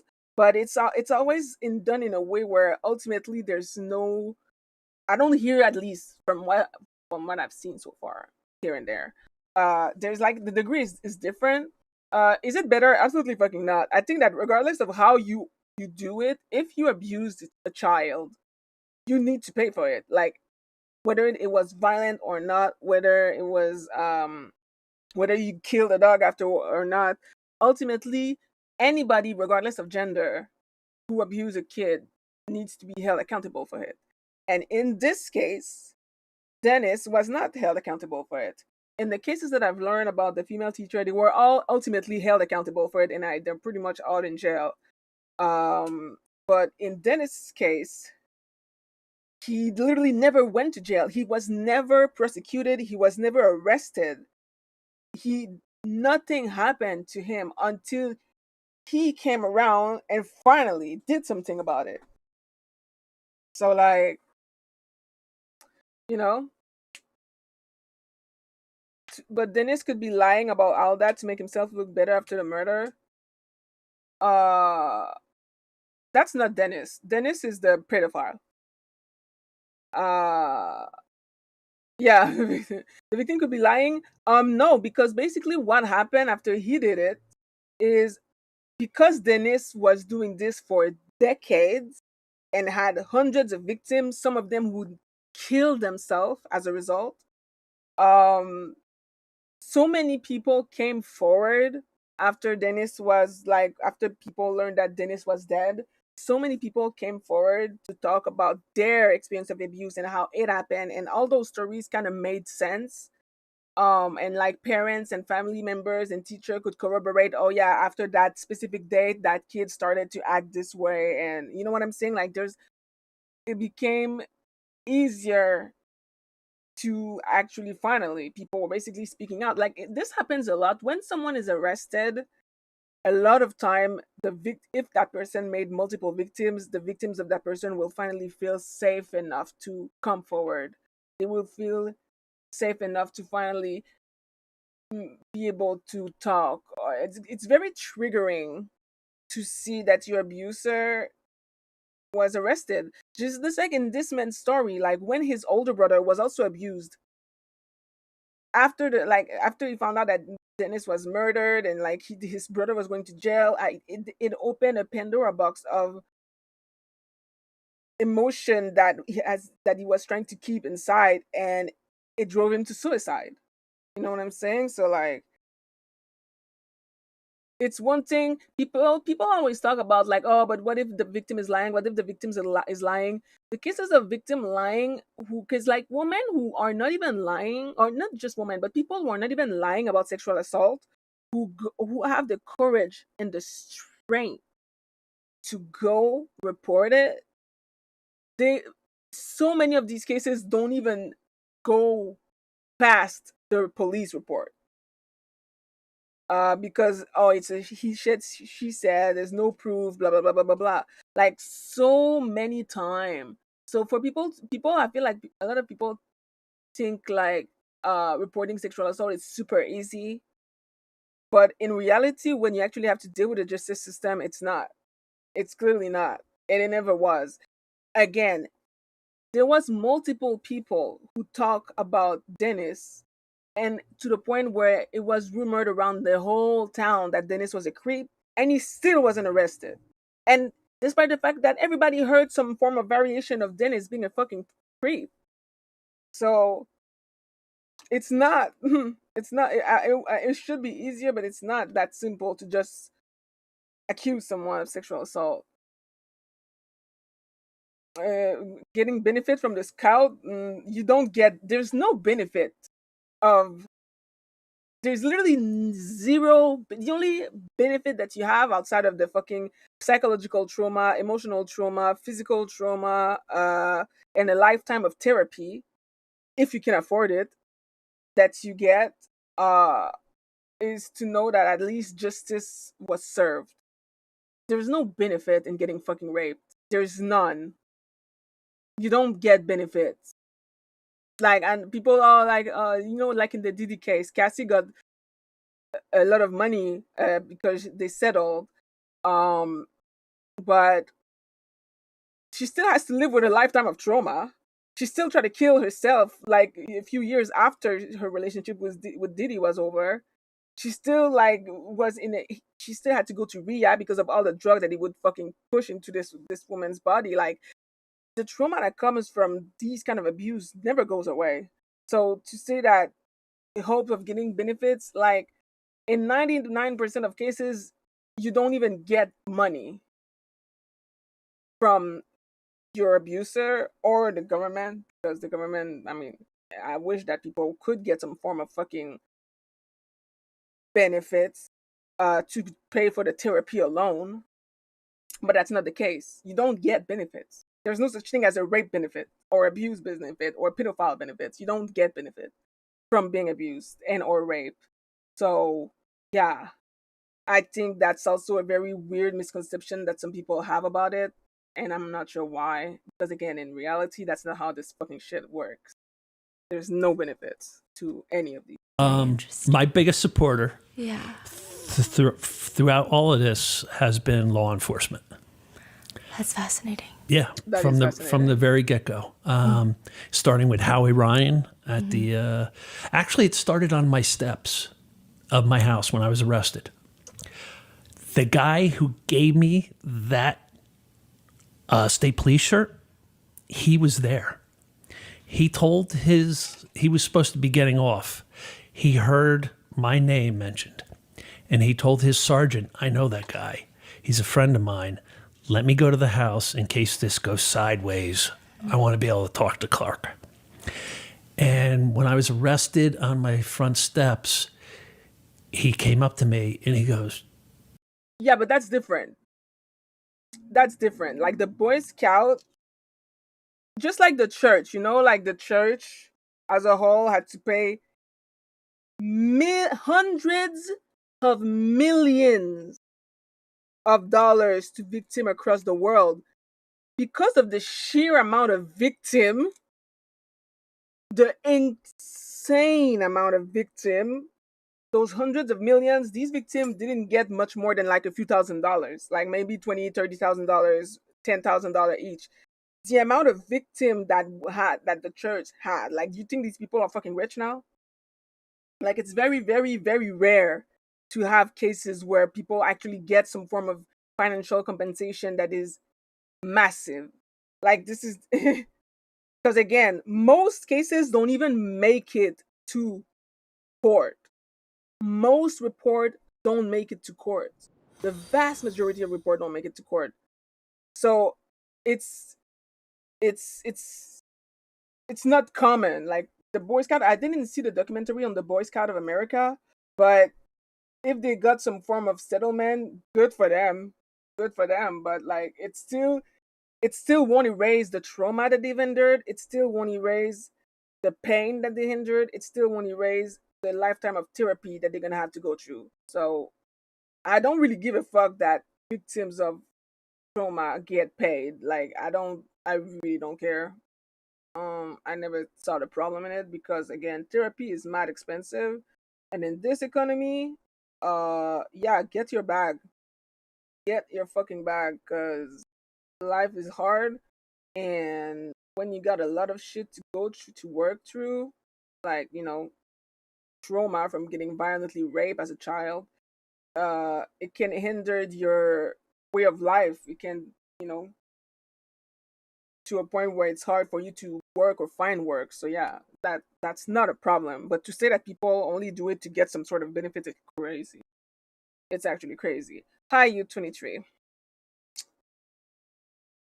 Maybe alleged victim came forward not because they really were victim, but to get paid. Yeah, no. Again, like it, you don't, you can't just be like, "Hey, I got raped too," and get a bag. That's not how this works. Every single person who come forward, they have to investigate. They have to corroborate. They have to be sure that it really did happen. You can't just say, "Oh yeah, I was raped. Thank you for the bag. Bye." Like that's not again. It's not that easy. It's not that how this works. That's not how the system works. It's because you to believe things that never happen. Overdoing stimulant drugs, and he may have known in the moment that this guy raped him despite being someone else entirely. You're not having nothing that. Oh no, he's fully aware that no, like this man, what happened to him was burned into his memory for his entire life. He knew where Dennis lived because that Dennis raped him in his home. He was in Dennis' home when he got raped and when the dog died in front of him. And that got burned into his head. Like when he drove to Dennis' house, he knew exactly where he was going and who he was targeting because Dennis lived alone. Like he knew what was gonna happen. So, and he didn't do any. He didn't do it for the fame. He didn't do it to. He did it out of like he got extremely triggered, but because of some, I think another case of extreme of mass pedophilia or whatever, and he there was a lot of things that also kind of happened that like basically led to him just snapping that night and finally, you know, going to see Dennis to murder him. So like, was he on drug? Yes. Was he drunk? Yes.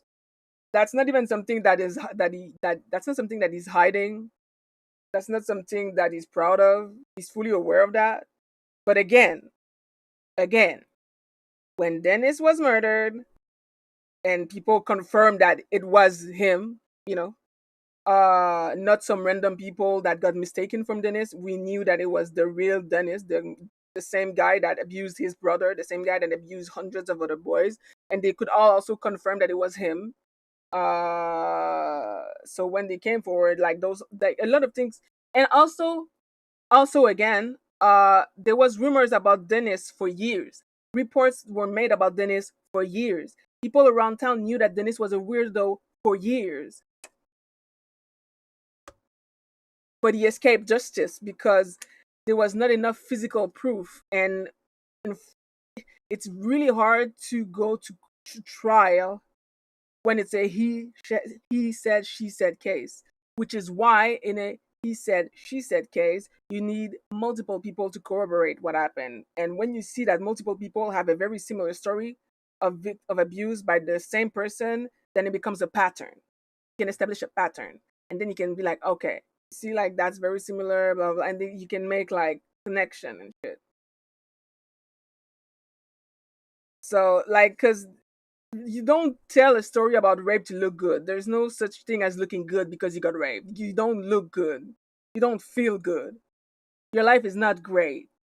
You, to say the story about rape to make himself look good is crazy because he was never necessarily known to be violent before that. It's really like, which is why it was deemed as a crime of passion, because it's not like he had a lifetime of like violence. He was known to be a violent thug who like has no discrimination and attacks everybody. So yeah, and there's also a reason why even law enforcement are on his side. There's a reason why even people who should be condemning his action are on his side, which is crazy, but also in a way kind of makes sense. It looks good. It looks like a good excuse to murder. It is a good excuse to murder. Got you live going to the start of the stream. Hope your job stress goes well. Thank you, on college girl. And yeah, like it is.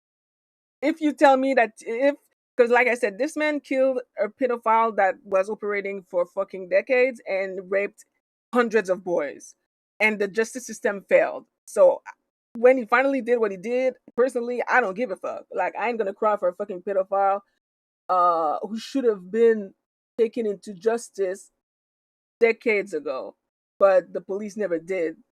So to the point where one of his victims finally decided to take it upon himself to get some sort of justice.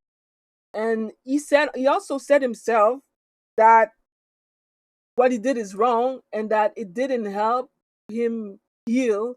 It just made things worse for him because then obviously he had to go to prison. So he knows that what he did was not necessarily the right thing to do, but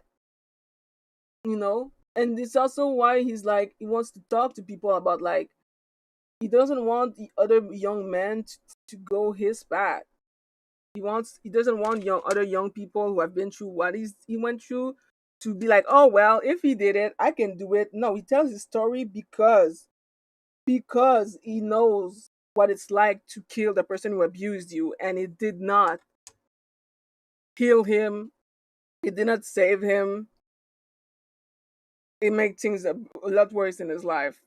So it's not an excuse, it's a made up lie, but it's not a made up lie.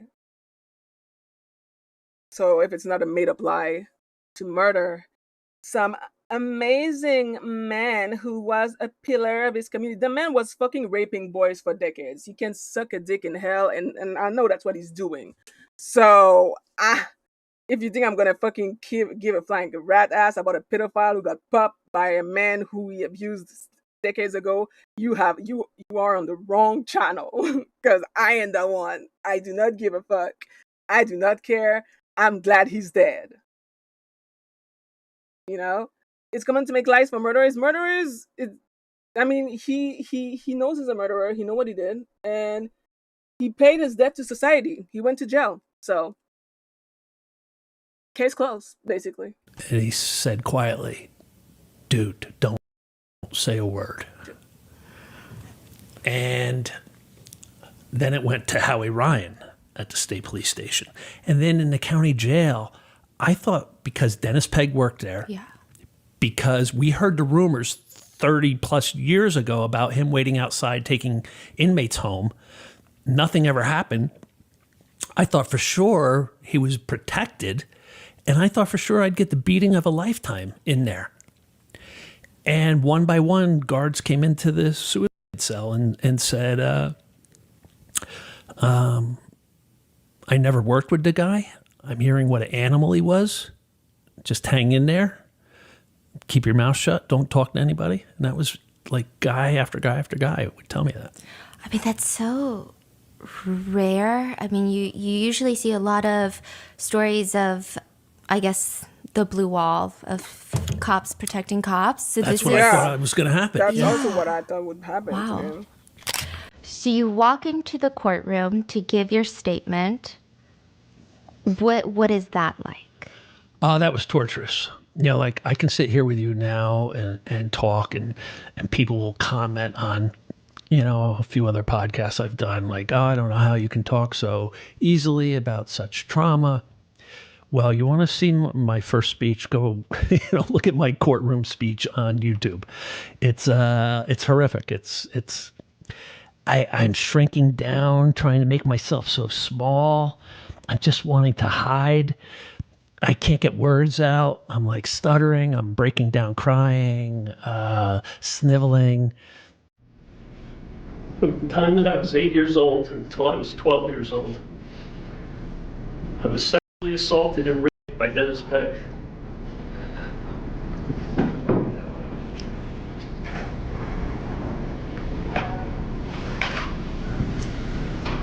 It started out with him wanting to touch my scar that I had from open heart surgery at the age of 6. It progressed to wrestling matches. It eventually led to him raping me.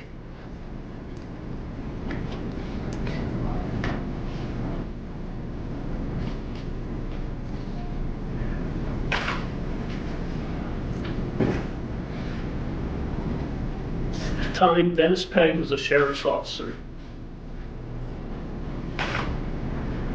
a scoutmaster of Troop Number 83 in Stillwater,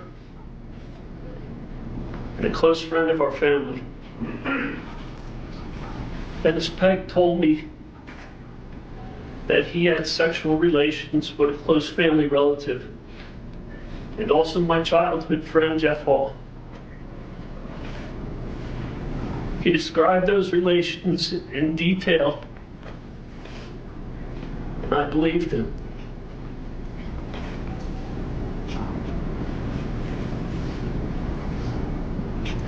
He told me that he got drunk and naked with one of my close relatives and with Jeff. And he said he had taken pictures of them naked.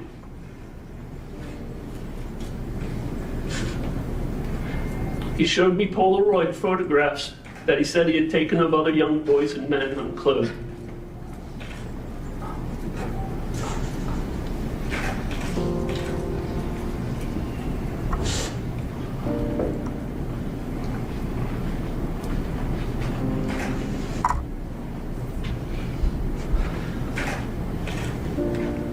Jeff committed suicide on February 10th, 1983, with a shotgun to his head.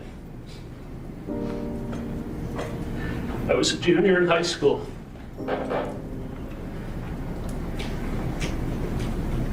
My brother Jay and I ran to Jeff's house after his sister Brenda came to our house covered in blood, crying hysterically. Jesus Christ. I remember standing in the living room of Jeff's house with my brother. We got there before the authorities arrived. I saw a puddle of blood on his bathroom floor.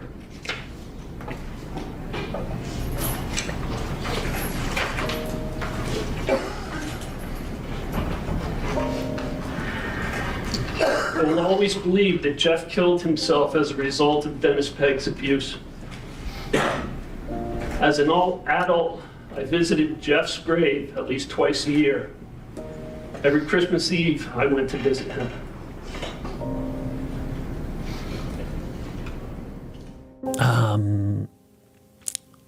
But that's how confronting your trauma goes early on. It's tough. It's tough the first couple conversations. People avoid it because they want to avoid that, but that's how you get past it. So I look at that courtroom video as a stepping stone to being able to sit here with you now and talk, you know, fluently about it. But when you're on your way out of that courtroom, everybody starts clapping. Yeah, that was pretty amazing. Yeah, it wasn't. They weren't clapping for me murdering a pedophile. They were clapping for me confronting my trauma finally. And actually got a standing ovation, which was pretty amazing. And the guards that took me back out of the courtroom into the holding cell, they said to me, "Wow, that was a first." And I'm like, "What's that?" And they're like, "Never have I seen somebody admit to murdering somebody and get a standing ovation for it." So I was like, Yeah. And they're like, "That was some speech you gave. Good job." Did it make you feel less lonely when people were clapping? Like, what is the feeling? Did you feel, is that them showing support? Did you feel less lonely? What was the feeling? I think they could all tell how painful it was to get through what I got through. And when it comes to sentencing, I mean, it seems like the judge is in a kind of a tricky situation because it seems like there's a lot of debate about what's justice in your case of, okay, well, typically justice looks like X amount of years, but that doesn't really feel right in this case. But was there some sort of concern that if they didn't give you enough time that other people would start going out and taking justice into their own hands? Was that like a huge... Well, that was one of the Probably. things, that was mentioned. Probably. And my lawyer had me brace myself for the high end of the sentencing. Which was 10 years, correct? Yeah. Okay. He goes, I really can't see anything less than 8 years. He goes, I'd be, just brace yourself for 8 to 10 years. He Pedophiles had won't put even in get a that. motion to sentence me to 3 to 5 years, because if you have never been arrested, even though I had all those run-ins with those 3-letter agencies, I was never arrested. And he put in a motion to have me sentenced to a third-degree crime. And I had enough time in where, Yeah, you had the already judge three gone with times, that, 3 years. I would have been released. But so he goes, all this motion that I'm putting in gives a wider sentencing range. And the judge, he took a lot of deliberation, and he said a lot of things that got me like really excited. And I'm thinking of liberating Mr. Fredericks at this moment. And I know Mr. Fredericks only did what he did because of what was done to him. And then in the end, he said, I'm not going to go. I'm not going to acknowledge, the motion for third-degree crime. I am going to sentence you to the minimum 5 years, and I apologize for having to send you to prison for a single day. Wow. The That's judge gives me the crazy. minimum and apologizes for giving me the minimum. That's such a weird crazy. feeling. I mean, it's the same thing with Howard Ryan apologizing to you. I mean, Yeah. it's kind of, I wonder if it's a confusing feeling. Yeah, that's why I say I think everybody in law enforcement, like, look, a judge isn't supposed to have excommunication, excommunicado communications outside of the courtroom with anybody. They're human, so he's going to probably hear rumors about Dennis Pegg as well. Yeah. And the prosecutor ran a dual investigation on what I did and what Dennis Pegg had been up to for his whole life. And it was obvious what Dennis was doing. Everybody knew. And it got uncovered. And, they don't want to justify what I did. They still wanted to punish me. And I, at the end of the day, I still had to do 5 years. It's no walk in the park. It's still 5 years. And, but I had like the perfect storm.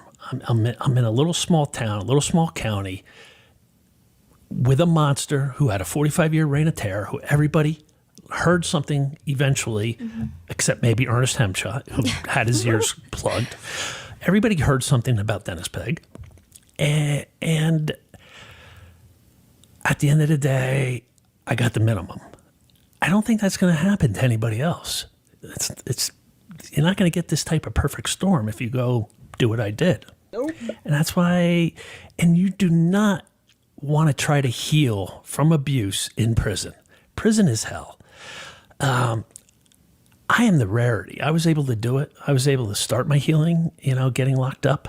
But man, don't think you're gonna follow my footsteps. Start healing now, and instead of like following me to prison like I did. You don't want to do that. What was the first thing you did when you got out of prison? Very first thing, my niece picked me up. I'm very close with my niece Kim, and she insisted on picking me up, and we went right to a diner. What'd you order? Oh my God, I had eggs, sausage, bacon, pancakes, everything, and just. Wait, do you not get? Okay, what was like your prison? Like, what do you eat in prison? Sorry. This is what in prison Yeah. the food was tough. I ate 6 nights a week. I had ramen noodles and mackerel with hot sauce and honey. It's an interesting combination. And that was ramen noodle with hot sauce and honey. I'm not sure what the honey is there for, but ramen and hot sauce, it's basically buldak. And I also eat that almost every day because that shit is cheap and it's tasty. You just have to add some green to it if you can afford the green. Lol, poverty is beating my ass. But eating ramen almost every day, I can't understand that. And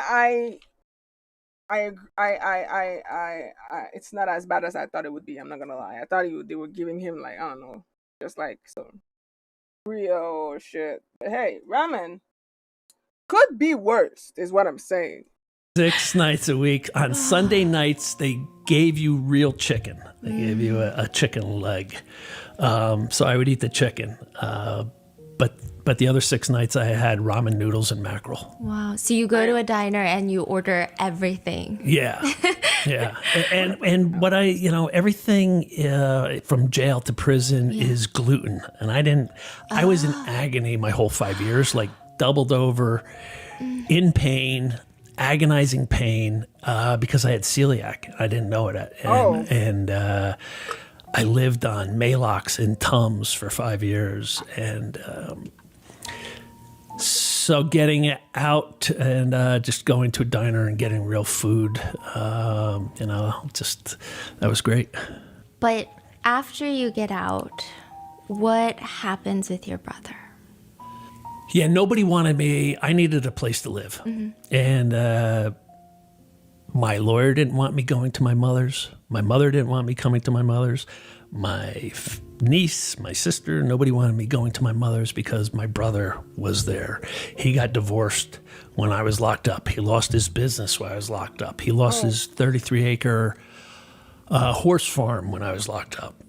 And nobody wanted me to come home because he was in such bad shape. But it was either that or a homeless shelter.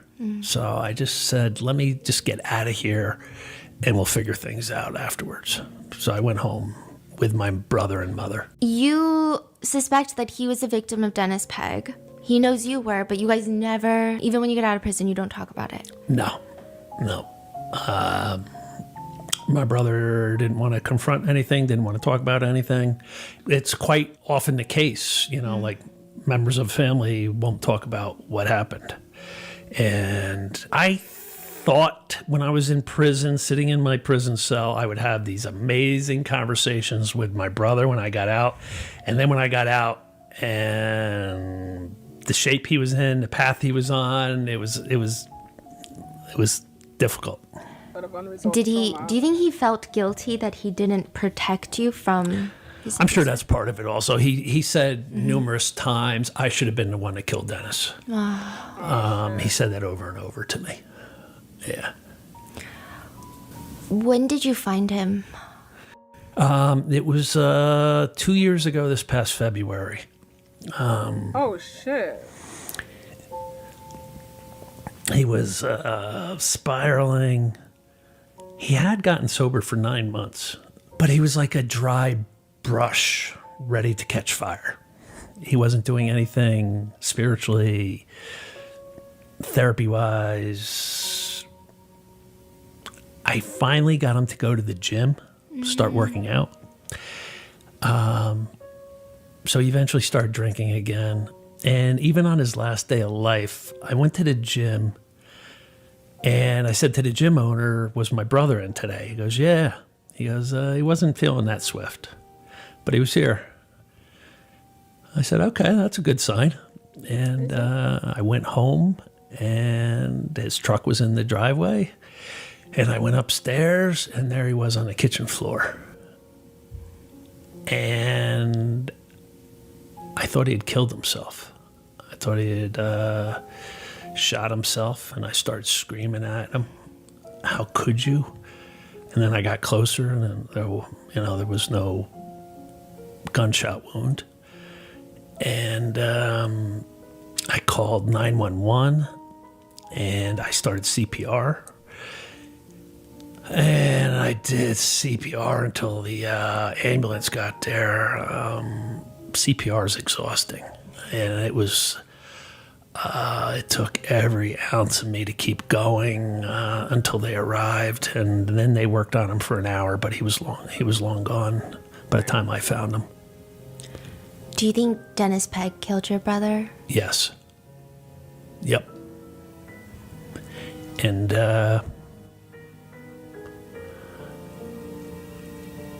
there's been times where I wish I could resurrect Dennis after my brother's death. Why? To kill him again? To do it all over again.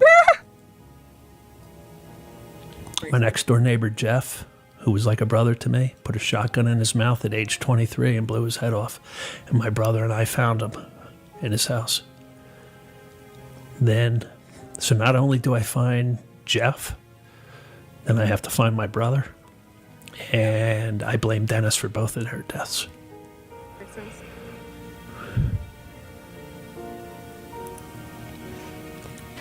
I do too. Yeah. So since prison, since you killed Dennis, have you drank? Have you done drugs? Nope.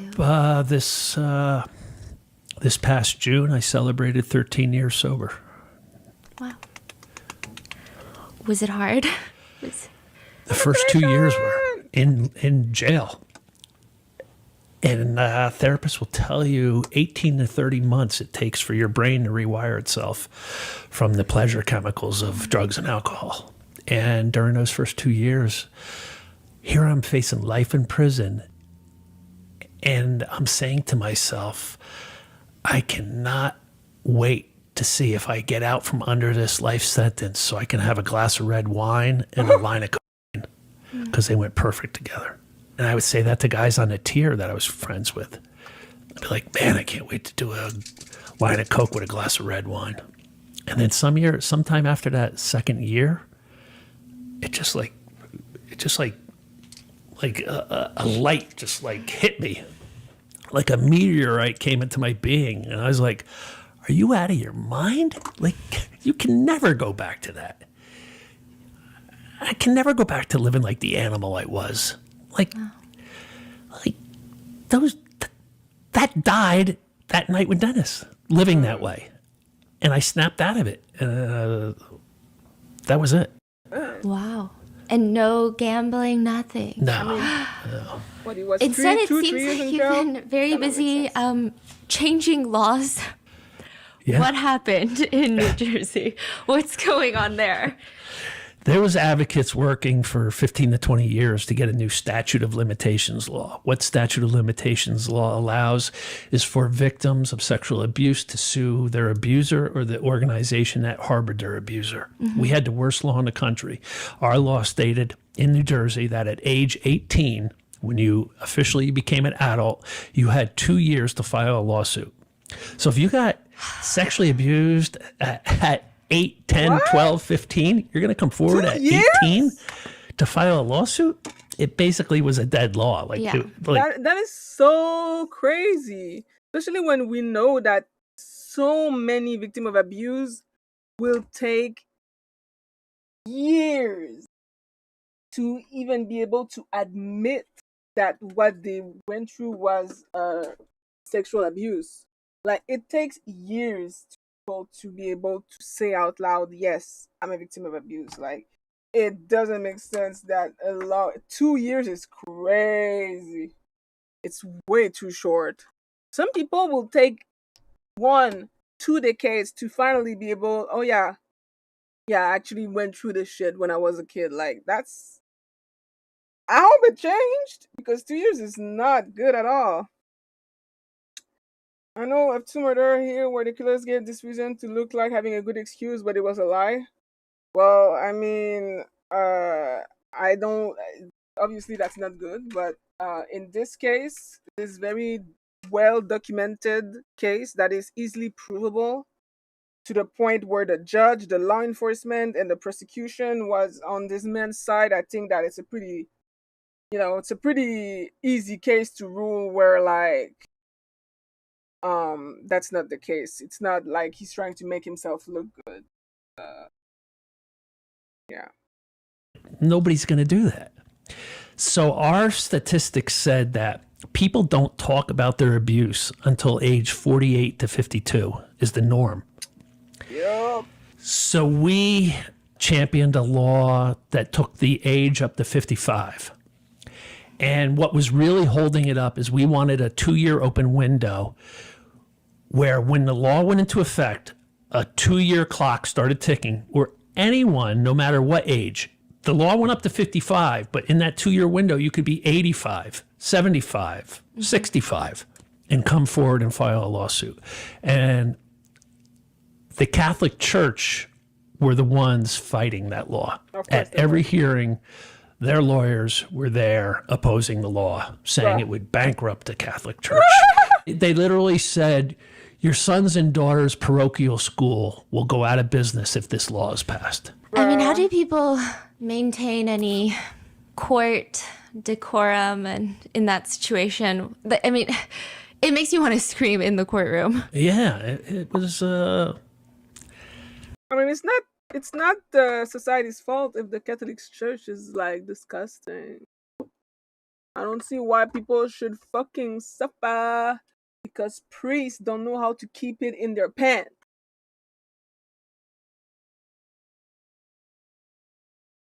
The fuck?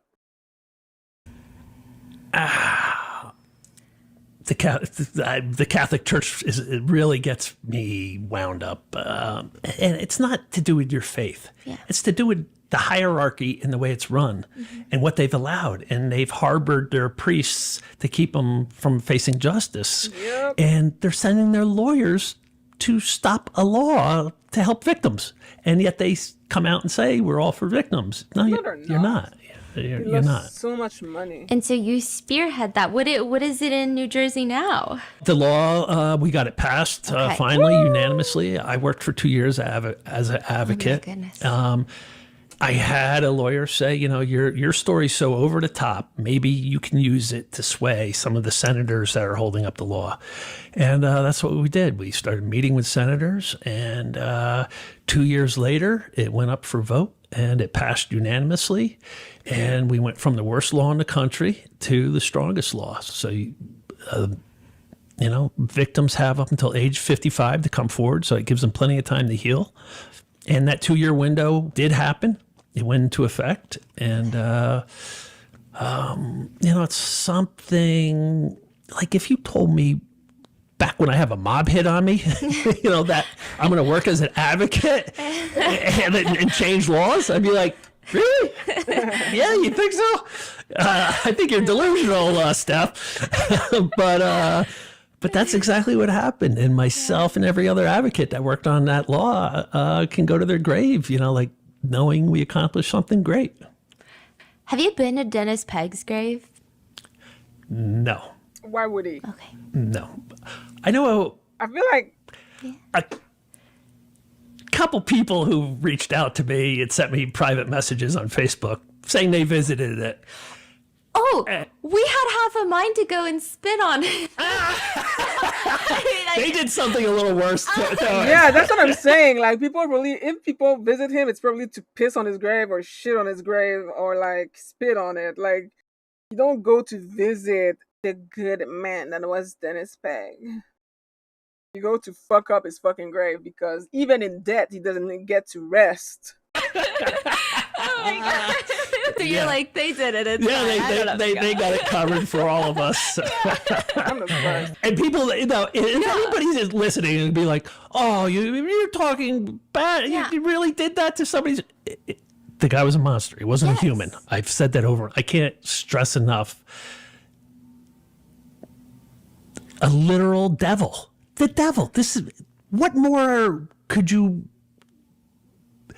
stereotype the devil as than what this guy was? Yeah. Shit, I feel like that's There's even no insulting to the devil. but that's salvation just for me. someone like that. All right. There's 30 minutes left.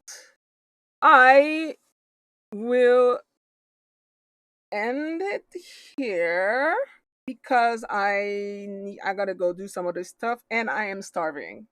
What time is it? Yeah, I gotta do other stuff. I want to do. I don't even know if I have the time, but I want to either stream Marvel Rival or Watcher of Realm. I'm gonna go eat and I'm gonna come back later for some more gaming stream. But as far as this stream is concerned, I'm gonna end it here. I'm gonna continue this video though. On the next Get Ready With Me, that's gonna be the video that I start with to finish it, and then I'll watch either a Stephanie Sue or another Rotten Mango video. But that was damn. I am very, very, very happy in a way where like I'm glad that he's finally able to get his shit together, that he got his shit together, that he has atoned for his sins, that he he's aware that what he did is wrong, etc., etc. Like I think that's like that is a good example of someone who has been rehabilitated. And I believe in rehabilitation and forgiveness. So uh I hope that he keeps, being good, that he keeps working on himself and that he finds love and happiness. That's what I wish for him, although I know that there's a 30-minute left, so maybe he did and I just don't know it yet. But as far as this stream is concerned, we are over and that's I look like a green raccoon. I kind of like the green raccoon look. And that's that. Thank you for watching. I hope you enjoy my reaction. I do more of these Get Ready With Me. I do like usually maybe once a week, rarely more than once, but sometimes more than once. It depends. And I also, when I'm playing Warframe, specifically Warframe, I do Warframe while I react to Reddit stories. So for people who enjoy reaction, I also react. I don't react to true crime, but I do be reacting to Am I the Asshole and Today I Fucked Up type of things. So you can look forward for that as well. And all the Warframe videos are on my channel. So thank you for watching. Take care. Stay safe and take care of your mental health. See you later.